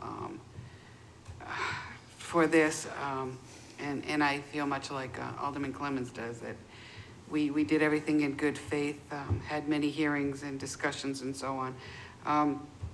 The concern here also is, we also have the new Performing Arts Center, and we're talking about utilities kind of going in and out, how this is going to impact them. I know you said that all the restaurants and so on did Spectacle Live and so on get also communications to that this was going to be happening. Perhaps they might not want to have any shows during at least the very beginning of it or something. Yeah, so all this work is night work, so it's gonna be between the hours of 9 and 5 a.m. That's Sunday to Thursday, so I don't anticipate them having any major shows during the week at that time, at least I hope not. I looked at their brief schedule in April, it doesn't go out as far as I could see, but we definitely can let them know when the heavy activity is gonna happen. Yeah, the sooner that we can let them know, because they're booking almost weekly. I'm getting 2 and 3 new shows that are showing up. So I think we definitely have to get that out to them. And I think as a board, we're going to have to revisit the fees. Alderman Clemens. Yeah, I mean, if anything, I don't know if we readdress the fees, but I mean, if anything, we have to at least at a minimum take that into account for next year. Right? Because I know that some of the aldermen here, and I'm not going to speak for anybody, but I know that it was mentioned that, well, maybe the fees could go up. Well, if we don't do anything with the fees, if we leave them the way that they are, in my opinion, and I know this is a little bit off topic, Mr. Mayor, so I appreciate the latitude, but this is a major disruption that, again, I feel like I wished I would have known. Yes, well, I think the criticism is fair. And, but at a minimum, what we could do is reach out to the restaurants, kind of tell, to the extent they don't know about this, which probably they do, but to some extent, but maybe they haven't really focused on it very much. We could talk to them and kind of get their level of frustration or lack of it. I mean, maybe they think this is really important and, they're willing to just live with it. And we can get back to you. But I think the first step is to make sure that the participants understand about this. Correct. if we wanted to, could this be delayed a year? But we're committed at this point for this season, right? I mean, they've bid and. Yeah, they put the bid, if we delayed it a year, I think the contract would have to be rebid and revised, because this, Would we suffer any penalty for canceling it? I do not believe so at this time. I know, to put it into perspective, this is pretty much about a $1.7 million contract. Main Street is about $800,000. So this would be, I mean, that is an option. Delay another year. I mean, that's an option, but I'm not saying that's the best option, but that's an option. Yes, Alderman Clemmons. Yeah, the only thing with delaying is that it then costs the It's city gonna cost more money, yeah. And, I mean, you might save on material if the price of gas goes down, but you're gonna make, whatever that is, you're gonna make it up in the labor and everything else, so, you know, I don't, as frustrating as this is, I don't think that, to me, is the right solution. I think we have to move forward, but yeah. Alderman Jettie. Thank you. Is the way you've structured this as far as the calendar is concerned, have you pushed it back as far as you can? Yes, as I said before, paving is temperature sensitive, so I'm looking for a substantial completion date of October 15th. Anything further than that, we can, I know the last several years have been very mild and it hasn't snowed until middle of January, it feels like, but we can get a cold snap, and I don't want to have Main Street open without pavement markings or any type of structures up when we have a snow event. So usually, typically, substantial completion will be October 15th, and then we'll go to the end of the month for them to kind of clean anything up as needed. And that's throughout the whole contract, not just the Main Street. I guess I would say this, at first, at least my impression was the discussion was to do this early, April, May. And this issue of, well, how would the pavement stand up under the weight of the barriers really didn't come up till, at least to me, to fairly recently. So then, then we can't do it in the spring, we gotta do it in the fall. And this is somewhat, we don't know that it would cause. We don't know, but no one will give a guarantee that it won't. That it won't. So the decision to go in the fall was, I'm not saying this was well done, I'm not, but I'm just saying, it didn't come till fairly recently. All right, anything else? Can I add one more thing? So with this bid, Continental, they are one of the premier pavers in New Hampshire. They do all the state work. They have submitted a bid the past several years. They have not been the low bidder. We have had other contractors come in. So with them being the low bidder, they are the proper outfit to do this work, to do it cleanly, efficiently. So I am happy to have them in town if you guys support this contract. All right. Anyone else? All those in favor of the motion say aye. Aye. Opposed? Motion passes. Unfinished business, we have none. Thank you very much. Tabled in committee, nothing. New business resolutions. We have R 23-082. Alderwoman Clee. Thank you, Mr. Mayor. R 23-082, authorizing the mayor to enter into a cost-sharing agreement with Community Power Coalition of New Hampshire. I motion to recommend approval of R 23-082. All right, discussion? All right, I guess we discussed it quite a bit. I think we had 90 minutes of discussion. All right, all those in favor of the motion to recommend final passage, say aye. Aye. Opposed? Motion carries. Next, we have new business ordinances, none. Record of expenditures. Alderwoman Clee. Thank you, Mr. Mayor. I motion that the Finance Committee has complied with the city charter and ordinances pertaining to the record of expenditure from the period from January 13th, 2023 to January 26th, 2023. Anyone? All those in favor of the motion say aye. Aye. Motion passes. General discussion. Any general discussion? Alderman Clemmons. So, as briefly as I can, in the past few months, we've noticed, things that come to us, and they come to us late, what I think is late, and there's not a clear explanation. It's case by case as to the reason why. Some of the things that have come to us was because we have this in our mind that there's a certain order of operations, right? So in other words, you have a department that has a need, they go out to bid, they get the bid, and then we feel for some reason that because the Board of Public Works or the police commission, whoever it is, should be the first to look at it. And I don't necessarily disagree that those boards should be looking at everything. But our function in the Finance Committee is to make sure that the money is there, right? So our function is to make sure that the account balances. So my suggestion would be in the future that if we have a situation where we're buying a vehicle or a contract that could go up in price or something of that nature, where if the timing doesn't align, if it can come to finance first, we can potentially look at it, say, yes, you know what, the funding is there. We'll do it contingent upon the Board of Public Works approval, or contingent upon the Police Commission approval, or Fire Commission, or whatever it may be, so that we can get it to that point, so that if those boards agree, once they agree, it's done. It doesn't have to come back here. And so we've done that practice in the past, and where pricing is such an issue, I think that would be a good thing if we could do that.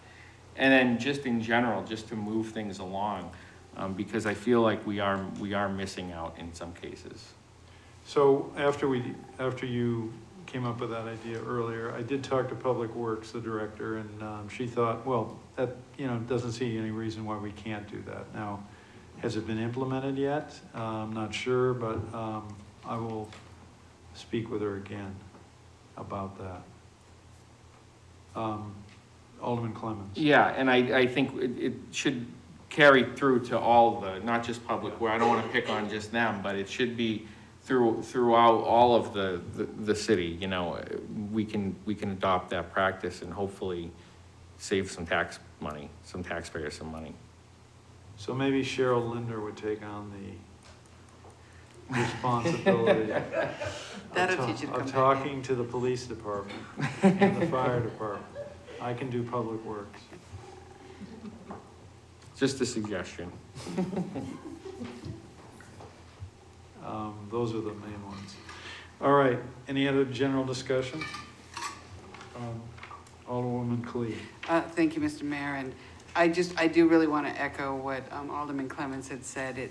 It gets frustrating sometimes sitting in here, but I also want to add one other comment. I know that we had some people from the public that questioned why we were buying, that something had been on the SURF in 2022 and we're not purchasing into 2023. And I just want to clarify that, and please, anybody correct me if I'm wrong here. We put it on the schedule with that's the anticipation that we'll buy it, but if we can defer it, we do. And so we may purchase something that was scheduled for 2022 in 2023 because we got an extra year out of it. The problem right now is by doing this deferring, it's costing us twice as much as if we had bought it. But no one's going to know that. We don't have a crystal ball and so on. So we defer it if we can get more life out of something. And if I'm not correct on this, please, anybody, Ms. Linder, anybody correct me on that. So that's why we buy a 2022 purchase item or SURF schedule in 2023. All right, any other general discussion? Public comment, any member of the public still has survived a 3-hour meeting, wants to speak? No? Okay. Remarks by Alderman. I just have a quick one. Alderwoman Cleve. Thank you. I want to just thank everybody who's still sitting there from the city. I know you've worked all day long and you're still here, and those that have been online as well. Thank you so much for sticking it out and staying as long as you did. Thank you. Yes. All right. Alderwoman Cleve. Thank you, Mr. Mayor. I'd like to motion at this time to adjourn. All those in favor of the motion say aye. Aye. Motion passes and the meeting of the Finance Committee is adjourned at 10:14.